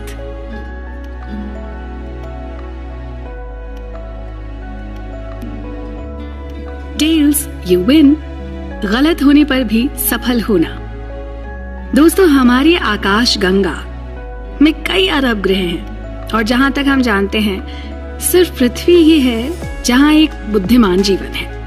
इस संसार में जो कुछ भी विशाल, लाभदायक, प्रसिद्ध या प्रतिभाशाली है, वो एक टेल इवेंट का परिणाम है। हजारों या लाखों सालों की घटना के अंत के छोटे से बिंदु का परिणाम। नमस्कार, मैं हूं पल्लवी और हम बात कर रहे हैं मॉर्गन हाउसल की लिखी किताब द साइकोलॉजी ऑफ मनी की। आज की चर्चा का विषय है किस तरह हम कई बार गलत होने के बाद भी सफल हो सकते हैं। जी, आइए जानते हैं कि ये कैसे संभव है। काम करने के कुछ क्षेत्र ऐसे हैं जहां आपको हर बार परफेक्ट होना होगा, जैसे विमान उड़ाना। इस काम में ढिलाई नहीं चल सकती, हमेशा सही निर्णय लेने होंगे। फिर कुछ ऐसे क्षेत्र हैं जैसे कि रेस्टोरेंट शेफ बनना, जहां आपके लिए कम से कम कुछ समय बहुत अच्छा निर्णय लेना जरूरी है। कभी कुछ गड़बड़ हो भी जाए तो चलेगा, लेकिन निवेश, व्यापार और वित्त इन क्षेत्रों की तरह नहीं है। निवेशक और उद्यमी हर वक्त अच्छे और सही निर्णय ले ही नहीं सकते। चाहे वो कितने ही प्रभावशाली लोग हों, उनके दिमाग में कई बार बेकार के विचार आ ही जाते हैं। वॉरेन बफे की कुल संपत्ति की जानकारी पाना आसान है और ये जानकारी भी आम है कि उनका सबसे अच्छा, सबसे उल्लेखनीय निवेश कौन सा था। लेकिन उनके करियर में किए गए प्रत्येक निवेश के पीछे के कारण जानना बहुत कठिन है। उनके किए हुए खराब चुनाव, खराब कारोबार, खराब अधिग्रहण के बारे में कोई भी बात नहीं करता, जबकि ये असफलताएं भी बफे की कहानी का एक बड़ा हिस्सा है। जब हम रोल मॉडल की सफलताओं पर विशेष ध्यान देते हैं और इस बात को पूरी तरह नजरअंदाज कर देते हैं कि उनका लाभ उनके कार्यों के एक छोटे प्रतिशत से आया है। 2013 में बर्कशायर हैथवे शेयर धारक बैठक में वॉरेन बफे ने कहा कि उनके पास अपने जीवन के दौरान 400 से 500 स्टॉक्स हैं और जिनमें से सिर्फ 10 पर उन्होंने अपना अधिकांश पैसा बनाया है। उसी बैठक में चार्ली मुंगेर ने कहा, यदि आप बर्कशायर के कुछ शीर्ष निवेशों को हटा देते हैं तो इसका लॉन्ग टर्म ट्रैक रिकॉर्ड काफी औसत है। हो सकता है कि वो जब सही थे तो वो बहुत सही थे, लेकिन वो उतने गलत हो सकते थे जितने कि आप। वहीं जॉर्ज सोरोस ने एक बार कहा था, ये महत्वपूर्ण नहीं है कि आप सही हैं या गलत, लेकिन जरूरी ये है कि जब आप सही होते हैं तो आप कितना पैसा कमाते हैं और जब आप गलत होते हैं तो आप कितना पैसा खो देते हैं। आप आधा समय गलत हो सकते हैं और फिर भी भाग्य बना सकते हैं। ऐसे कई और उदाहरण हैं जहां उनके काम के 10% से कम की सफलता ने शेष 90% की विफलताओं पर काबू पा लिया। हॉलीवुड के जाने माने अभिनेता ब्रैड पिट ने अपने स्क्रीन एक्टर गिल्ड अवार्ड को स्वीकार करते हुए कहा, मैं 30 साल से इस बात के लिए कोशिश कर रहा हूँ। आज मुझे यकीन हो गया है कि सरल सा गणित है। कुछ परियोजनाएं काम करती हैं और कुछ नहीं करती हैं। किसी एक पर विश्वास करने का कोई कारण नहीं है, ना ही किसी को बुरा समझने का। अगर एक प्रोजेक्ट काम ना करे तो बस अगले पर बढ़ जाओ। जब हम ये मान लेते हैं कि टेल एंड यानी अंतिम छोर से ही व्यापार, निवेश और वित्त में सब कुछ चलता है, तो आप महसूस करते हैं कि बहुत सी चीजों का गलत होना, टूटना, असफल होना और गिरना बहुत सामान्य है। यदि आप एक अच्छे स्टॉक पिकर हैं तो आप शायद आधा समय सही होंगे। यदि आप एक अच्छे बिजनेस लीडर हैं तो शायद आपके आधे उत्पाद और रणनीति के विचार ही काम करेंगे। यदि आप एक अच्छे निवेशक हैं तो अधिकांश वर्ष ठीक रहेंगे, लेकिन बहुत कुछ खराब होगा। यदि आप एक अच्छे कर्मचारी हैं तो आपको कई प्रयासों के बाद सही क्षेत्र में नौकरी मिल जाएगी। पीटर लिंच का कहना है कि यदि आप इस व्यवसाय में बहुत अच्छे हैं तो आप 10 में से 6 बार सही हैं। ये समझना महत्वपूर्ण है कि आप कितनी भी बार असफल हों या निराशाओं का सामना करें, इस सब की भरपाई उस एक सफल घटना से की जा सकती है जिसे आप प्राप्त करते हैं। जरूरी है कोशिश करते रहना और विश्वास करते रहना। जरा सोचिए कि हम जिन चीजों पर ध्यान देते हैं उनमें से अधिकांश सिर्फ एक पूंछ जैसे अंतिम छोर का परिणाम होते हैं, तो वो कितने दुर्लभ और शक्तिशाली होंगे। ये इतना गहरा विषय है जिसकी कोई सीमा नहीं, इसलिए ये चर्चा यूं ही चलती रहेगी। आप भी बने रहिए हमारे साथ।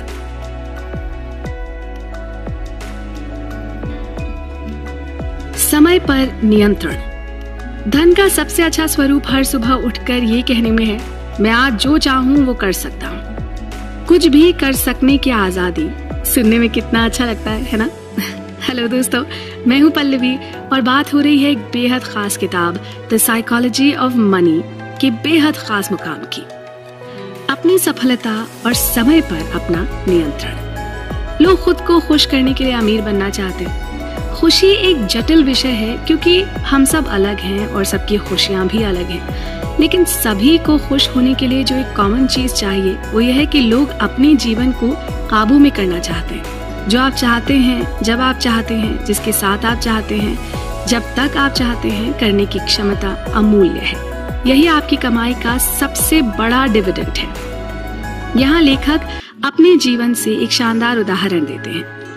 वो एक निवेश बैंकर बनना चाहते थे, लेकिन इसलिए क्योंकि वो जानते थे कि इसमें अच्छा पैसा है। उन्होंने लॉस एंजलिस में एक निवेश बैंक में 4 महीने की इंटर्नशिप करके अपने सपने को पूरा करने की कोशिश की, लेकिन 1 महीने के बाद ही उन्होंने नौकरी छोड़ दी। उन्हें काम के वो असहनीय घंटों की संख्या मंजूर नहीं थी। उनका अपने समय पर कोई नियंत्रण नहीं था और अनावश्यक रूप से लंबे समय तक काम करने के लिए कहा जाना पसंद नहीं था। सरल भाषा में कहें तो वो खुश नहीं थे। मिशिगन विश्वविद्यालय के एक मनोवैज्ञानिक एंगस कैम्पबेल कहते हैं, आपके जीवन पे खुद का नियंत्रण किसी भी चीज से बेहतर है, चाहे वो आपका भारी भरकम वेतन हो या आपके घर का आकार या आपकी नौकरी की प्रतिष्ठा।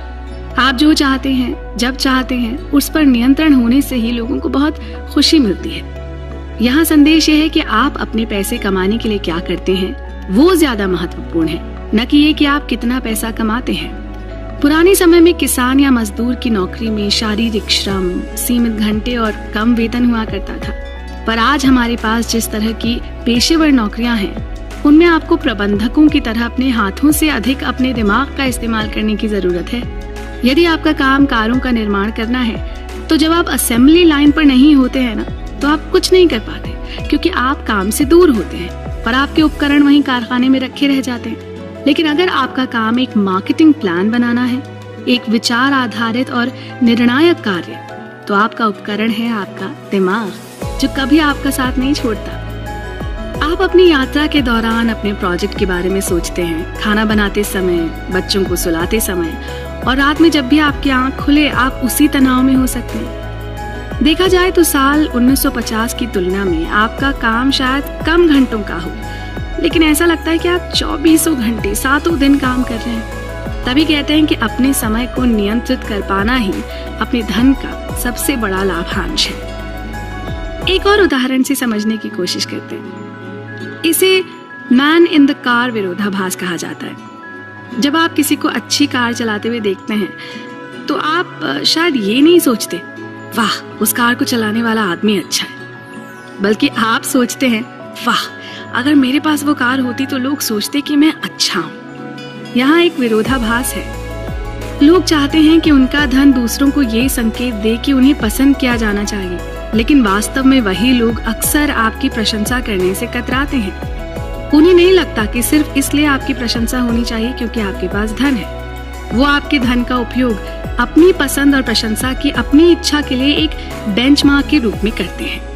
पैसा निश्चित रूप से आपको शक्ति और महत्व का पद दे सकता है, लेकिन यह आपको सम्मान नहीं दिला सकता। सम्मान शक्ति और पद के लिए आ सकता है, लेकिन व्यक्ति के लिए नहीं। यदि सम्मान और प्रशंसा आपके लक्ष्य हैं, तो सावधान रहें कि आप उन्हें कैसे ढूंढते हैं। अच्छी वैल्यूज, विनम्रता, दया और सहानुभूति आपको धन की किसी भी शक्ति से कहीं अधिक सम्मान दिला सकती है। इस मजेदार सफर पर हमारे साथ बने रहिए, अभी बहुत कुछ बाकी है।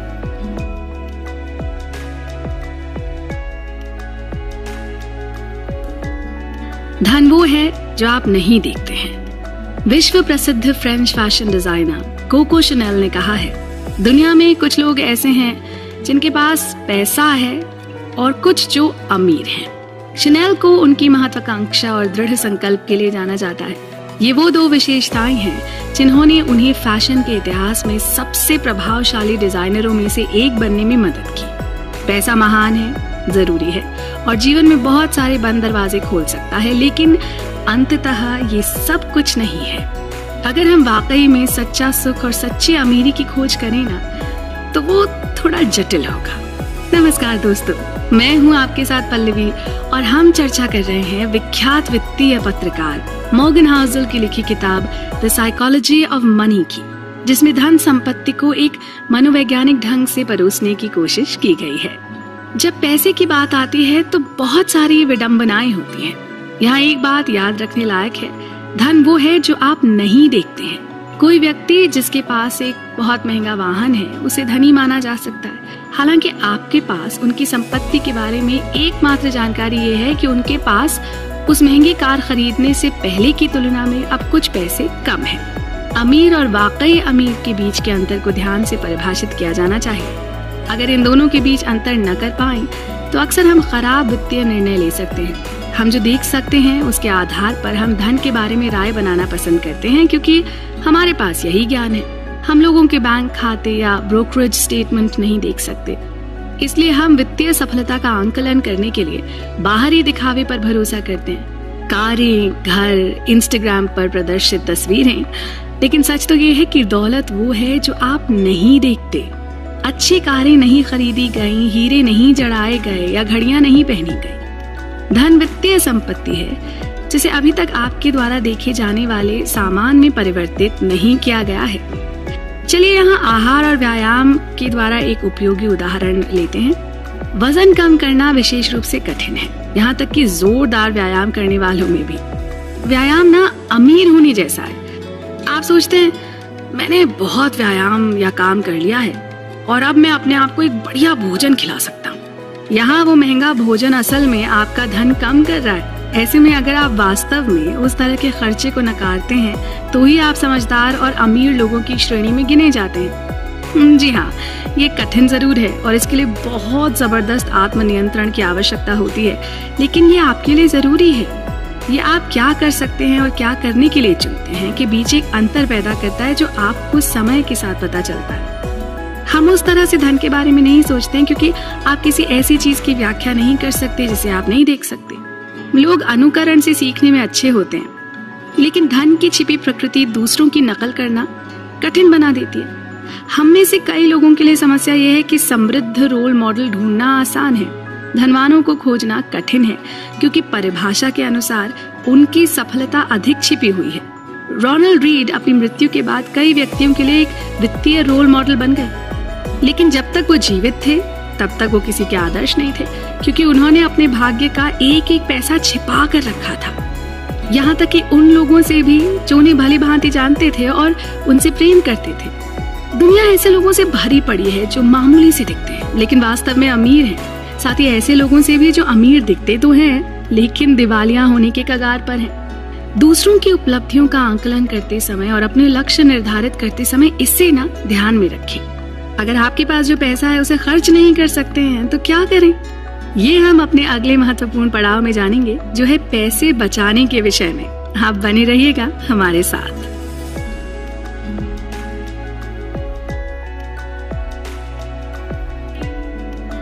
सेव मनी, पैसे की बचत।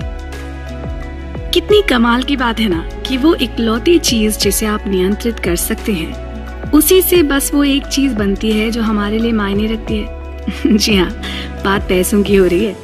नमस्कार, मैं हूँ पल्लवी और आज की इस चर्चा में आइए पैसे बचाने के कुछ आसान से उपाय सीखते हैं। देखिए, इस दुनिया में 3 तरह के लोग हैं। पहले वो जो पैसे बचाते हैं, दूसरे वो जो नहीं सोचते कि वो बचा सकते हैं, और तीसरे जो नहीं सोच सकते कि उन्हें बचाने की जरूरत है। आज की ये चर्चा बाद के 2 तरह के लोगों के लिए है। आइए जानते हैं पैसों से संबंधित वो 7 स्टेप्स जो बचत के महत्व को समझाते हैं। 1, धन का निर्माण आपकी आय या निवेश रिटर्न के साथ बहुत कम है और आपकी बचत दर के साथ बहुत कुछ करना है। इसे समझने का एक शानदार तरीका तेल के साथ पैसे की तुलना है। 1970 के दशक में तेल की खपत तेजी से बढ़ रही थी, लेकिन जल्दी ही लोगों को एहसास हुआ कि तेल सीमित है और खत्म हो सकता है। इस समस्या का मुकाबला करने के लिए लोगों ने अधिक तेल खोदने पर ध्यान केंद्रित करने के बजाय ऊर्जा बचत करने वाली मशीनरी और वाहन बनाकर अपने पास मौजूद तेल का संरक्षण करना शुरू कर दिया। आपके पैसे से भी ऐसा ही किया जा सकता है। आप जो कुछ भी लेते हैं उसे खर्च करने के बाद धन केवल संचित बचा हुआ है। और चूंकि आप उच्च आय के बिना धन का निर्माण कर सकते हैं, लेकिन उच्च बचत दर के बिना धन बनाने का कोई मौका नहीं है। ये स्पष्ट है कि कौन सा अधिक मायने रखता है। 2. धन का मूल्य आपकी आवश्यकता के हिसाब से होता है। आपके पैसे की दक्षता आपके द्वारा अर्जित धन से अधिक महत्वपूर्ण है। कम पैसे में खुश रहना सीखना आपके पास जो है और आप जो चाहते हैं उसके बीच एक अंतर पैदा करता है, अपनी तनख्वाह बढ़ाने से मिलने वाले अंतर के समान, लेकिन आपके नियंत्रण में। एक उच्च बचत दर का मतलब है कि आप जितना खर्च कर सकते हैं उससे कम खर्च करना, और कम खर्च होने का मतलब है कि अगर आप अधिक खर्च करते हैं तो आपकी बचत तुलना में आगे बढ़ जाती है। 3. आय के एक निश्चित स्तर के बाद आपकी जरूरतें आपके आत्म मूल्य के बराबर हैं। एक बार जब आप भोजन, कपड़े और आश्रय जैसी अपनी बुनियादी आवश्यकताओं को पूरा करने के लिए पर्याप्त कमाते हैं और साथ ही आप अपनी कारों की तरह अपने आराम के स्तर को प्राप्त करते हैं, इससे ऊपर की हर चीज को खुद का प्रतिबिंब माना जाता है। आपका पैसा कम होना शुरू हो जाएगा यदि आप इसे दूसरे लोगों को दिखाने के लिए खर्च करते हैं कि आपके पास पैसा है। अपनी बचत बढ़ाने के सबसे शक्तिशाली तरीकों में से एक है अपनी आय नहीं बढ़ाना। यह आपकी विनम्रता को बढ़ाने के लिए भी जरूरी है। 4. लोगों की बचत करने की क्षमता उनके नियंत्रण में। कम खर्च करके बचत की जा सकती है। यदि आप कम चाहते हैं तो आप कम खर्च करते हैं, और आप कम इच्छा करेंगे यदि आप इस बात की कम परवाह करते हैं कि दूसरे आपके बारे में क्या सोचेंगे। इस पुस्तक से आप जो सबसे अच्छी सीख ले सकते हैं वो ये है कि पैसा वित्त की तुलना में मनोविज्ञान पर अधिक निर्भर करता है। 5. आपको बचत करने के लिए किसी कारण की आवश्यकता नहीं है। कुछ लोग घर या नई कार या सेवानिवृत्ति के लिए डाउन पेमेंट के लिए पैसे बचाते हैं, जबकि ऐसा करना एक अच्छी बात है। बचत के लिए कुछ खरीदने के स्पष्ट लक्ष्य की आवश्यकता नहीं होनी चाहिए। आप सिर्फ बचत के लिए बचत कर सकते हैं। केवल एक विशिष्ट लक्ष्य की बचत करना एक अनुमानित दुनिया में समझ में आता है, लेकिन हमारे लिए नहीं। खर्च करने के उद्देश्य के बिना बचत आपको विकल्प और लचीलापन प्रदान करती है, जिससे आप प्रतीक्षा कर सकते हैं या उछाल सकते हैं। यह आपको सोचने की अनुमति देता है, साथ ही अपनी शर्तों पर अपनी दिशा बदलने की अनुमति भी। 6. अपने समय पर लचीलापन और नियंत्रण धन पर एक अनदेखी वापसी है। क्या आप गणना कर सकते हैं कि आपका बैंक आपको अपने नकद पर कितना रिटर्न देगा, ताकि आप करियर बदलने या जल्दी सेवानिवृत्त होने या चिंता से मुक्त होने की योजना बना सकें? ये तय करना मुश्किल है। जब आपका अपने समय पर नियंत्रण नहीं होता है तो आप अपनी किस्मत को स्वीकार करने के लिए मजबूर होते हैं, चाहे वो अच्छा हो या बुरा। लेकिन अगर आपकी बचत आपको सही अवसर की प्रतीक्षा करने देती है तो ये आपकी बचत पर एक छिपा हुआ प्रतिफल है। 7. छिपे हुए रिटर्न्स और उनका महत्व। आज की दुनिया में इस तरह के छिपे हुए रिटर्न का महत्व पहले की तुलना में कहीं अधिक है। नौकरियां सीमित लग सकती हैं और निश्चित रूप से प्रतिस्पर्धा भी अधिक है। एक दिन हार कर आप उस पहले अवसर को स्वीकार कर लेते हैं जो आपको मिल सकता है, क्योंकि खाली बैठना और अधिक कठिन हो जाता है। और चूंकि अपने समय और विकल्पों पर अधिक नियंत्रण रखना दुनिया की सबसे मूल्यवान मुद्राओं में से एक बन रहा है, इसलिए लोग ऐसा कर सकते हैं और लोगों को ऐसा करके पैसा बचाना चाहिए। ये तर्क वितर्क यूं ही चलते रहेंगे, आप भी संग रहिए।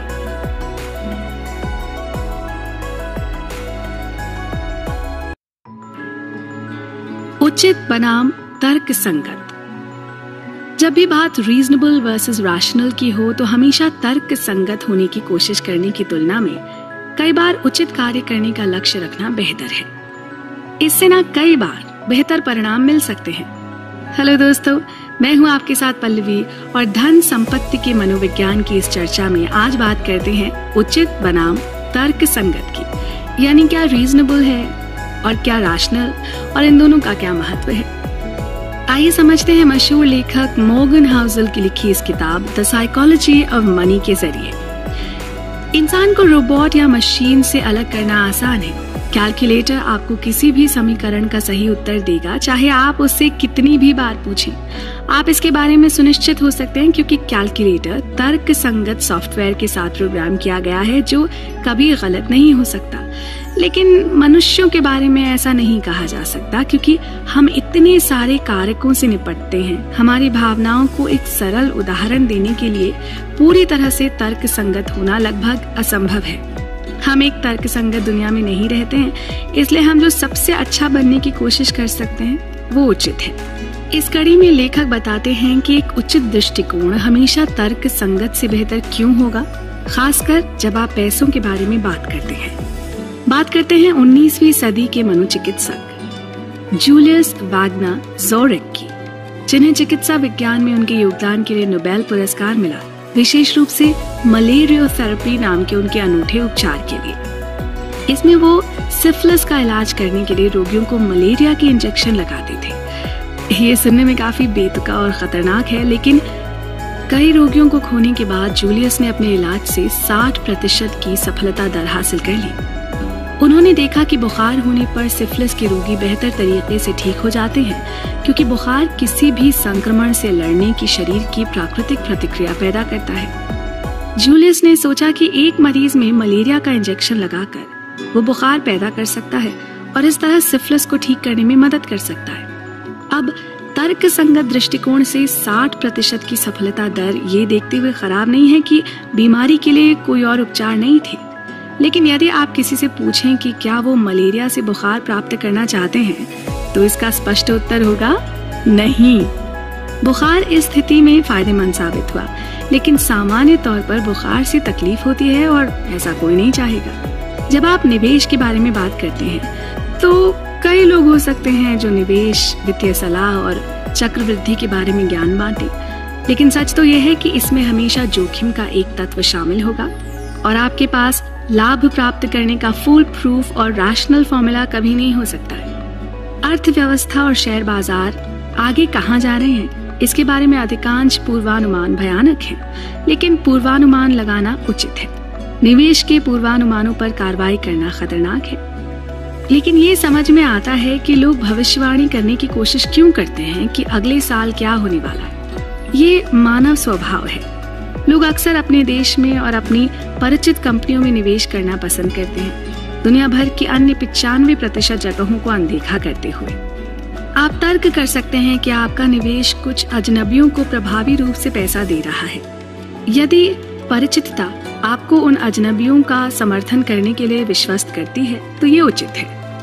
अगर आप एक ऐसी कंपनी में निवेश करें जिसकी आपको परवाह नहीं है, तो जब तक सब कुछ ठीक चल रहा हो आप मजे से इसका आनंद ले सकते हैं।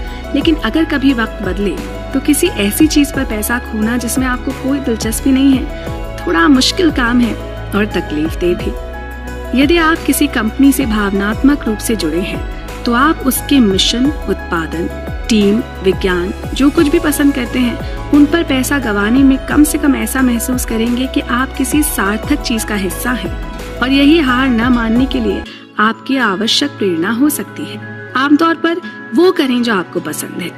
ऐसी बातें सिर्फ फॉर्चून कुकी की तरह लगती हैं, लेकिन अगर आप इसे सफलता की बाधाओं से निपटने के लिए आवश्यक धीरज प्रदान करने वाली सलाह के रूप में देखते हैं तो ये एक अच्छी खासी फाइनेंशियल स्ट्रैटेजी हो सकती है।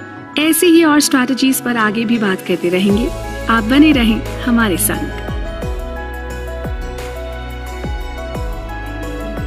हैरानी की बात, कैसी आयरनी है कि वही इतिहास जो बीत चुका है परिवर्तन के अध्ययन के लिए भविष्य के मानचित्र के रूप में उपयोग किया जाता है ना हैरानी की बात। नमस्कार दोस्तों, मैं हूं पल्लवी और बात हो रही है धन संपत्ति के मनोविज्ञान की। स्टैनफोर्ड के प्रोफेसर स्कॉट सैगन के अनुसार अर्थव्यवस्था या निवेश बाजारों का अनुसरण करने वाले सभी लोगों को अपनी दीवार पर लटका देना चाहिए जो चीजें पहले कभी नहीं हुई हैं वो हर समय होती हैं। इतिहास वैसे तो आश्चर्यजनक घटनाओं का अध्ययन है, लेकिन ये अक्सर निवेशकों और अर्थशास्त्रियों द्वारा भविष्य के लिए एक मार्गदर्शक के रूप में उपयोग किया जाता है। इसे आप विडंबना मानते हैं या समस्या? इतिहास हमें हमारी अपेक्षाओं को जांचने में मदद करता है। लेकिन ये किसी भी तरह से भविष्य का नक्शा नहीं है। कई बार निवेशक एक जाल में फंस जाते हैं जिसे इतिहासकारों की भविष्यवाणी कह सकते हैं, पर इसके लिए आप निवेशकों को दोष नहीं दे सकते। यदि आप निवेश को एक कठिन विज्ञान के रूप में देखते हैं तो इतिहास भविष्य के लिए एक आदर्श मार्गदर्शक होना ही चाहिए। खैर, उनमें से कई निवेशकों की भावनाएं होती हैं, इसलिए ये अनुमान लगाना कठिन है कि वो आगे क्या करेंगे। अर्थशास्त्र की आधारशिला ये है कि चीजें समय के साथ बदलती हैं। आगे क्या होने वाला है, इसके लिए एक मार्गदर्शक के रूप में इतिहास का उपयोग आम बात है। ऐतिहासिक डेटा में सबसे महत्वपूर्ण घटनाएं रिकॉर्ड तोड़ने वाली घटनाएं हैं और वो ही हैं जो अर्थव्यवस्था और शेयर बाजार चलाती हैं, जैसे व्यापक मंदी, द्वितीय विश्व युद्ध, .com बबल या फिर 11 सितंबर वगैरह। ये मुट्ठी भर बाहरी घटनाएं बहुत ही बड़ी भूमिका निभाती हैं क्योंकि वो अपने साथ और भी कई असंबंधित घटनाओं को प्रभावित करती हैं। वैश्विक अर्थव्यवस्था में किसी भी समय जो हो रहा है उसका अधिकांश हिस्सा पिछली कुछ घटनाओं से जुड़ा हो सकता है, जिनकी भविष्यवाणी करना लगभग असंभव था। ऐसा नहीं है कि हमें अतीत के आश्चर्यों का उपयोग भविष्य की सीमाओं के लिए एक मार्गदर्शक के रूप में करना चाहिए, बल्कि हमें पिछले आश्चर्यों का उपयोग एक प्रवेश के रूप में करना चाहिए कि हमें नहीं पता कि आगे क्या हो सकता है। इतिहास अर्थव्यवस्था और शेयर बाजार के भविष्य के लिए एक भ्रामक मार्गदर्शक हो सकता है, क्योंकि ये उन संरचनात्मक परिवर्तनों के लिए जिम्मेदार नहीं है जो आज की दुनिया के लिए प्रासंगिक हैं। आइए जानते हैं कि क्या बदला था। जैसे जैसे अवसर बढ़े, प्रतिस्पर्धा बढ़ी, प्रौद्योगिकी ने सूचना को अधिक सुलभ बनाया और उद्योग बदल गए, क्योंकि अर्थव्यवस्था औद्योगिक से प्रौद्योगिकी क्षेत्रों में बदल गई, जिसमें अलग अलग व्यवसाय चक्र और पूंजी उपयोग है। इस तरह चीजें बदल गई। निवेश इतिहास की एक दिलचस्प बात यह है कि आप जितना पीछे देखते हैं उतनी ही अधिक संभावना है कि आप एक ऐसी दुनिया को देख रहे हैं जो अब लागू नहीं होती। कई निवेशक और अर्थशास्त्रियों को ये लगता है कि उनके पूर्वानुमान दशकों, यहाँ तक कि सदियों के आंकड़ों के आधार पर हैं। लेकिन चूंकि अर्थव्यवस्थाएं विकसित होती हैं, हाल का इतिहास अक्सर भविष्य के लिए सबसे अच्छा मार्गदर्शक होता है। निवेश में एक सामान्य वाक्यांश है जिसे आमतौर पर मजाक में इस्तेमाल किया जाता है कि ये इस बार अलग है। यदि आपको किसी ऐसे व्यक्ति का खंडन करने की जरूरत पड़े जो बिना अतीत को प्रतिबिंबित किए भविष्यवाणी कर रहा हो ना, तो बस इतना कह दीजिए, ओह, तो आपको लगता है कि ये इस बार अलग है। ये निवेशक जॉन टेम्पल्टन कहते हैं कि निवेश में 4 सबसे खतरनाक शब्द हैं, इस बार ये अलग है। हालांकि वो ये बात मानते हैं कि कम से कम 20% समय बात अलग ही होती है। दुनिया बदल जाती है और ये बदलाव वही हैं जो समय के साथ सबसे ज्यादा मायने रखते हैं। इसका मतलब ये नहीं कि हमें पैसों के बारे में सोचते समय इतिहास को नजरअंदाज कर देना चाहिए, लेकिन ध्यान रहे कि इतिहास में आप जितना पीछे देखेंगे आपके निष्कर्ष उतने ही ज्यादा सामान्य होने चाहिए। सामान्य चीजें जैसे लालच और भय के साथ लोगों का संबंध, तनाव में वो कैसे व्यवहार करते हैं और प्रोत्साहन के प्रति वो कैसी प्रतिक्रिया करते हैं, समय के साथ कैसे स्थिर होते हैं। लेकिन विशिष्ट रुझान, विशिष्ट व्यापार, विशिष्ट क्षेत्र, बाजारों के बारे में विशिष्ट कारण संबंध और लोगों को अपने पैसे के साथ क्या करना चाहिए, यह हमेशा प्रगति के विकास का एक उदाहरण है। इतिहासकार भविष्यवक्ता नहीं है, तो सवाल यह है कि हमें कैसे सोचना चाहिए और भविष्य की योजना कैसे बनानी चाहिए। इस पर चर्चा जारी रहेगी, आप बने रहिए हमारे साथ।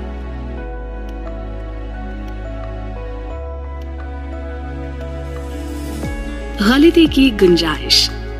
आप जानते हैं ना कि आपके प्लान का सबसे जरूरी हिस्सा होना चाहिए प्लान मुताबिक ना हो पाने का भी प्लान करना। यानी कोई जरूरी नहीं कि आप जैसा सोच रहे हो हमेशा वैसा ही हो, और हर समझदार इंसान के पास हमेशा किसी भी योजना में गलती होने की गुंजाइश होनी ही चाहिए।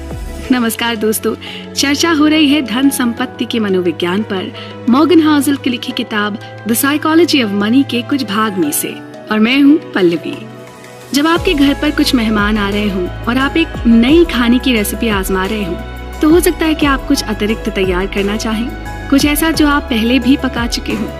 अक्सर ये इसलिए भी होता है कि क्या पता जिस नई रेसिपी को आप आजमा रहे हैं वो आपकी इच्छा अनुसार न बने।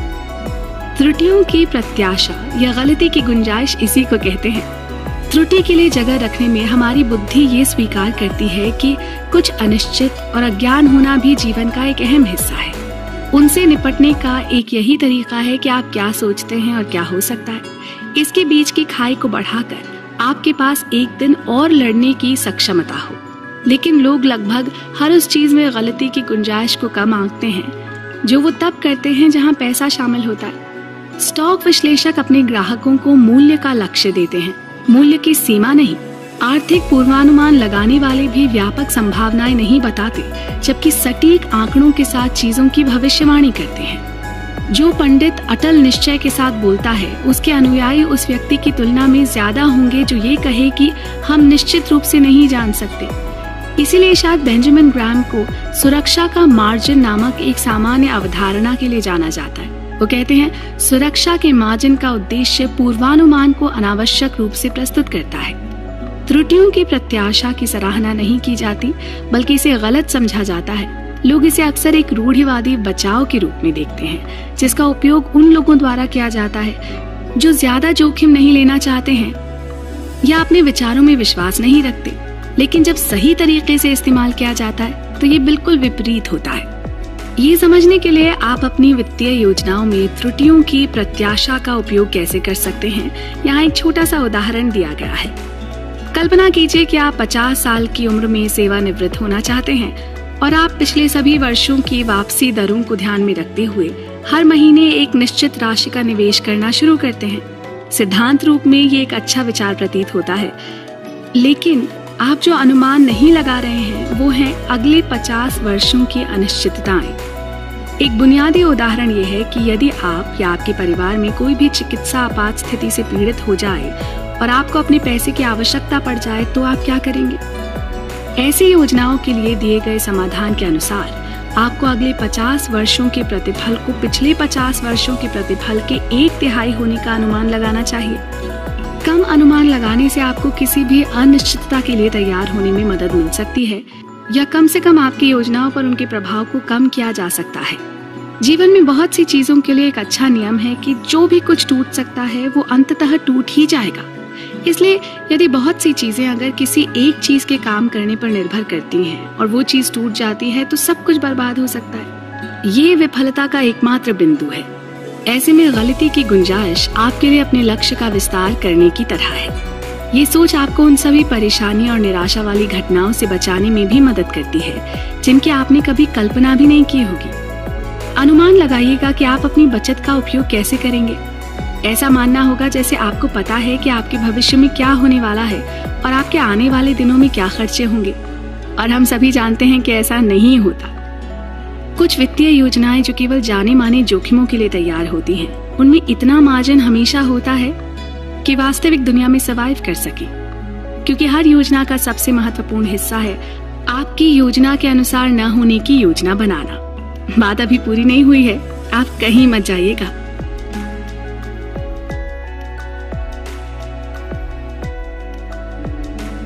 निराशावादी होने का मनोविज्ञान।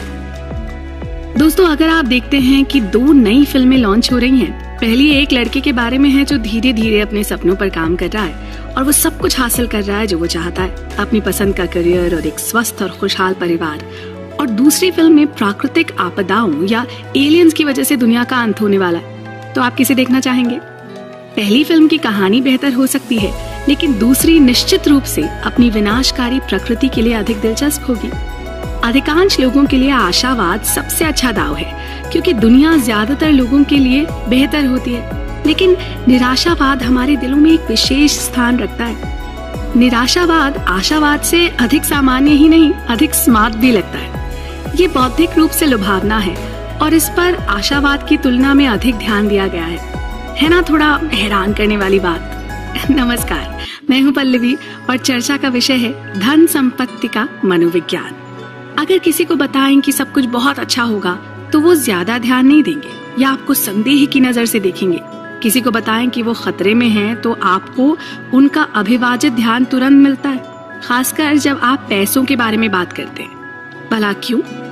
और ये कैसे प्रभावित करता है कि हम पैसों के बारे में कैसे सोचते हैं? ऐसा होने के 3 कारण हैं। पहला, जब कुछ बुरा होता है तो ये सभी का ध्यान आकर्षित करता है। आप जानते हैं कि 2 विषय हैं जो आपके जीवन को प्रभावित करेंगे, चाहे आप उनमें रुचि रखते हो या नहीं, पैसा और स्वास्थ्य। जबकि स्वास्थ्य के मुद्दे व्यक्तिगत होते हैं, पैसे के मुद्दे अधिक व्यवस्थित होते हैं। एक कनेक्टेड सिस्टम में जहां एक व्यक्ति के फैसले हर किसी को प्रभावित कर सकते हैं, ये समझ में आता है कि वित्तीय जोखिम क्यों सुर्खियों में आते हैं और कुछ अन्य विषयों पर ध्यान आकर्षित करते हैं। इसलिए जब पैसों की बात आती है तो जब सब कुछ अच्छा हो रहा होता है ना, तो वो आकर्षक नहीं लगता, लेकिन बाजार के खराब पूर्वानुमान या मंदी की बातें अधिक चिंताजनक हैं और अधिक ध्यान आकर्षित करती हैं। दूसरा, निराशावादियों की भविष्यवाणी बाजार के अनुकूल क्षमता पर विचार नहीं करती है। अर्थशास्त्र में एक अनकहा कानून है, बेहद अच्छी और बेहद बुरी परिस्थितियां शायद कभी भी लंबे समय तक नहीं रहती हैं। ये मान लेना और कहना कि कुछ बुराई होगा आसान है, और ये प्रेरक है क्योंकि इसके लिए दुनिया को बदलने की कल्पना करने की आवश्यकता नहीं है।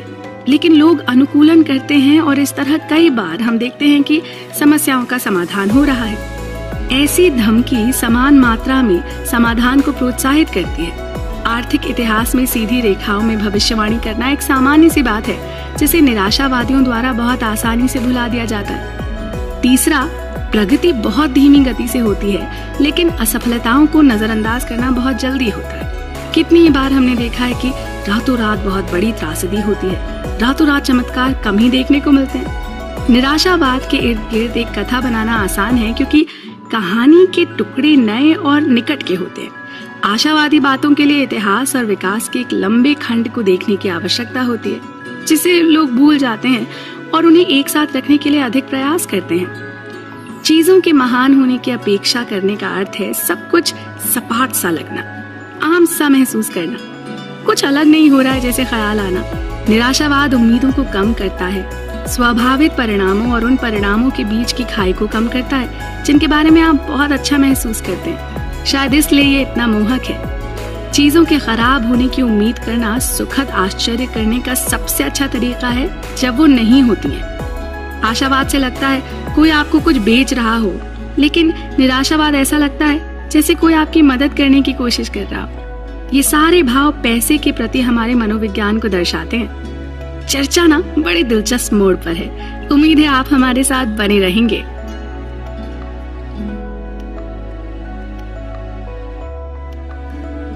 सब कुछ विश्वास करने लायक। दोस्तों, धन संपत्ति के मनोविज्ञान को थोड़ा और समझने के लिए बात करते हैं विश्वास की। नमस्कार, मैं हूं पल्लवी। जब हम अर्थव्यवस्थाओं, व्यवसायों, निवेशों और करियर के विकास के बारे में सोचते हैं तो हम मूर्त चीजों के बारे में सोचते हैं। हमारे पास कितना सामान है और हम क्या करने में सक्षम हैं। लेकिन कहानियां अब तक अर्थव्यवस्था की सबसे बड़ी ताकत है। यही वो ईंधन है जो अर्थव्यवस्था के मूर्त भागों को काम करने दे सकती है, या वो ब्रेक जो हमारी क्षमताओं को नियंत्रण में रखता है। व्यक्तिगत स्तर पर अपने पैसे का प्रबंधन करते समय कहानी संचालित दुनिया के बारे में 2 बातों का ध्यान रखना चाहिए। एक, जितना अधिक आप चाहते हैं कि कुछ सच हो, उतनी ही अधिक संभावना है कि आप एक ऐसी कहानी पर विश्वास करेंगे जो इसके सच होने की बाधाओं को कम करती है। जीवन में बहुत सी चीजें हैं जो हमें सच लगती हैं क्योंकि हम चाहते हैं कि वो सच हो। लेखक उन्हें आकर्षक कथाएं कहते हैं। हम पैसे के बारे में कैसे सोचते हैं, विशेष रूप से निवेश और अर्थव्यवस्था पर उनका बड़ा प्रभाव पड़ता है। एक आकर्षक कल्पना तब होती है जब आप स्मार्ट होते हैं। आप समाधान खोजना चाहते हैं, लेकिन सीमित नियंत्रण और उच्च दाव के संयोजन का सामना करते हैं। वो बेहद शक्तिशाली होते हैं। वो आपको किसी भी चीज के बारे में विश्वास दिला सकते हैं। इतनी सारी वित्तीय राय हैं कि एक बार जब आप कोई रणनीति या पक्ष चुनते हैं तो आप आर्थिक और मानसिक रूप से उनमें निवेशित हो जाते हैं। किसी को अगले वॉरेन बफे के साथ निवेश करने का मौका देने की घोषणा करें तो लाखों लोग इसके पीछे अपनी जीवन भर की बचत लगा देंगे। यदि आपको लगता है कि मंदी आ रही है और आप अपने सभी शेयरों को प्रत्याशा में बेच देते हैं, तो अर्थव्यवस्था के बारे में आपका दृष्टिकोण अचानक से विकृत हो जाएगा जो आप चाहते हैं। हर छोटी घटना एक संकेत की तरह दिखेगी कि कयामत आ गई है। शायद इसलिए नहीं कि ऐसा है, बल्कि इसलिए कि आप इसे चाहते हैं। 2, दुनिया के बारे में हर किसी का एक अधूरा नजरिया होता है, लेकिन हम अंतराल को भरने के लिए एक पूरी कथा बनाते हैं। जीवन का सीमित ज्ञान रखने वाला बच्चा अभी भी खुश रहेगा क्योंकि वो खुद को समझाने के लिए अपने दिमाग में कहानियां बनाता है कि सब कुछ ठीक है। वो सांता क्लॉज द्वारा उपहार लाने या टूथ फेरी को अपने तकिए के नीचे पैसे छोड़ने के विचार से खुश हो सकता है। ये नजरिया वास्तव में हम सभी के लिए सच है, चाहे हमारी उम्र कुछ भी हो। भले ही हमारे पास पूरी जानकारी ना हो, लेकिन हम ये समझने और समझाने के लिए कथाएं बनाते हैं कि चीजें किस तरह से होती हैं, वो क्यों होती हैं।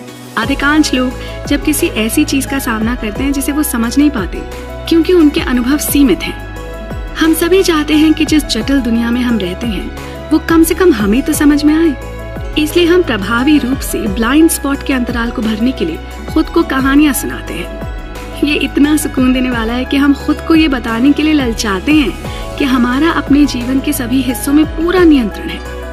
इजराइल के एक मनोवैज्ञानिक अर्थशास्त्री डैनियल कैनमैन बताते हैं ये कहानियां कैसे बनाई जाती हैं। योजना बनाते समय हम इस बात पर ध्यान केंद्रित करते हैं कि हम क्या करना चाहते हैं और क्या कर सकते हैं, दूसरों की योजनाओं और कौशल की उपेक्षा करते हुए जिनके निर्णय हमारे परिणामों को प्रभावित कर सकते हैं। अतीत की व्याख्या करने और भविष्य की भविष्यवाणी करने दोनों में हम कौशल के कारण भूमिका पर ध्यान केंद्रित करते हैं और भाग्य की भूमिका की उपेक्षा करते हैं।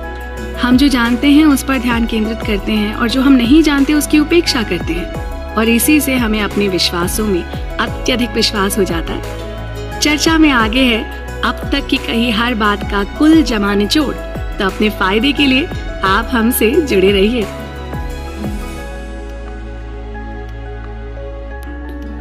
कुल जमा। नमस्कार दोस्तों, अब हम धीरे धीरे अपने सफर के आखिरी पड़ाव तक पहुंच रहे हैं। ये अध्याय कुछ और नहीं, बस एक सारांश है उन छोटे और कार्रवाई योग्य सबक के बारे में जो आपको बेहतर वित्तीय निर्णय लेने में मदद कर सकते हैं। मैं हूं पल्लवी और हम बात कर रहे हैं द साइकोलॉजी ऑफ मनी के बारे में। लेखक के ही शब्दों में एक छोटी सी कहानी से शुरू करते हैं। एक डेंटिस्ट की कहानी जो बुरी तरह गड़बड़ा गई। हमें अपने पैसे का क्या करना है, इसके बारे में सलाह देने के खतरों के बारे में कुछ महत्वपूर्ण सिखाती है ये कहानी। क्लैरेंस नाम का एक आदमी साल 1931 में एक डेंटिस्ट के पास बहुत बदहाल अवस्था में पहुंचा। उस डेंटिस्ट ने सर्जरी करके क्लैरेंस को राहत दिलाने की कोशिश की। एक हफ्ते बाद क्लैरेंस की मृत्यु हो गई और उसकी पत्नी ने डेंटिस्ट पर लापरवाही और बिना इजाजत इलाज करने का मुकदमा ठोक दिया। अब डेंटिस्ट का कहना था कि उसने अपनी समझ और ज्ञान के दम पर फैसला लिया और अपना काम ईमानदारी से किया। ये मसला बरसों तक अदालत में रहा और इसका कोई हल न निकल सका। चिकित्सकों का मानना है कि हितैषी होने के कारण मरीज को उनके इरादों पर और न्याय करने की क्षमता पर भरोसा करना चाहिए। ये इतना आसान नहीं है। चिकित्सा एक जटिल पेशा है और चिकित्सकों और रोगियों के बीच की बातचीत भी जटिल है। वो अंतिम पंक्ति महत्वपूर्ण है। क्या आप जानते हैं कि और कौन सा पेशा ऐसा है? वित्तीय सलाह देने का। लेखक आगे कहते हैं, मैं आपको नहीं बता सकता कि आपके पैसे का आपको क्या करना है, क्योंकि मैं आपको नहीं जानता। मुझे नहीं पता कि आप क्या, कब और क्यों चाहते हैं। मैं बस ये आशा कर सकता हूँ कि आप मेरी सलाह से सहमत होंगे। इस चेतावनी के साथ आइए कुछ छोटी सिफारिशों को देखें जो आपको अपने पैसे के साथ बेहतर निर्णय लेने में मदद कर सकती हैं। जब चीजें सही हो रही हों तो विनम्रता रखें और गलत होने पर क्षमा या करुणा खोजने के लिए उस रास्ते से हट जाएं, क्योंकि ये कभी भी उतना अच्छा या उतना बुरा नहीं होता जितना दिखता है। दुनिया बहुत बड़ी है और जटिल भी। भाग्य और जोखिम की शक्ति का सम्मान करें और बेहतर होगा कि उन चीजों पर ध्यान केंद्रित करें जिन्हें आप वास्तव में नियंत्रित कर सकते हैं। आपके पास सही रोल मॉडल खोजने का भी बेहतर मौका होगा। भविष्य में अधिक सामान या अधिक विकल्प रखने के लिए आप आज जो खरीद सकते हैं उस इच्छा को दबाकर धन का निर्माण किया जा सकता है। आप कितना भी कमा लें, कभी भी सहेज नहीं पाएंगे अगर आप सिर्फ आज के मजे लेने में व्यस्त रहें। तो आपको सबसे अच्छे रिटर्न अर्जित करने या अपनी आय का एक विशिष्ट प्रतिशत बचाने का लक्ष्य रखना चाहिए। सभी वित्तीय निर्णयों के लिए सबसे अच्छा यूनिवर्सल गाइड पोस्ट है कि क्या इस निर्णय से मुझे अच्छी नींद आएगी। यदि आप एक निवेशक के रूप में बेहतर कमाना चाहते हैं तो आपके लिए जरूरी है अपने दायरे को बढ़ाना। निवेश में समय ही सबसे शक्तिशाली है। इससे छोटी चीजें बड़ी हो जाती हैं और बड़ी गलतियां दूर हो जाती हैं। ये भाग्य और जोखिम को बेअसर नहीं कर सकता, लेकिन ये परिणामों को उस ओर धकेलता है जिसके लोग हकदार हैं। कोई फर्क नहीं पड़ता कि आप अपने पैसे के साथ क्या कर रहे हैं। आपको बहुत सी चीजों के साथ काम न कर पाने में सहज होना चाहिए। आपको हमेशा व्यक्तिगत निवेश के बजाय अपने पूरे पोर्टफोलियो को देखकर मापना चाहिए कि आपने कैसा प्रदर्शन किया है। व्यक्तिगत निवेश पर ध्यान केंद्रित करें। ये जरूरी नहीं है कि आप औरों को कैसे नजर आते हैं। अपने समय पर नियंत्रण हासिल करने के लिए धन का उपयोग करें। आप जो चाहते हैं, जब चाहते हैं, जिसके साथ चाहते हैं, ठीक वैसा करने की क्षमता जीवन की सबसे बड़ी खुशी है। आप जैसे हैं बहुत हैं। आपकी संपत्ति से कोई भी प्रभावित नहीं है। आपको लगता है कि आपको महंगी कार या एक अच्छी घड़ी चाहिए, लेकिन दरअसल आप जो चाहते हैं वो है सम्मान और प्रशंसा। बचत करें, सिर्फ बचत। आपको बचत करने के लिए किसी विशेष कारण की आवश्यकता नहीं है।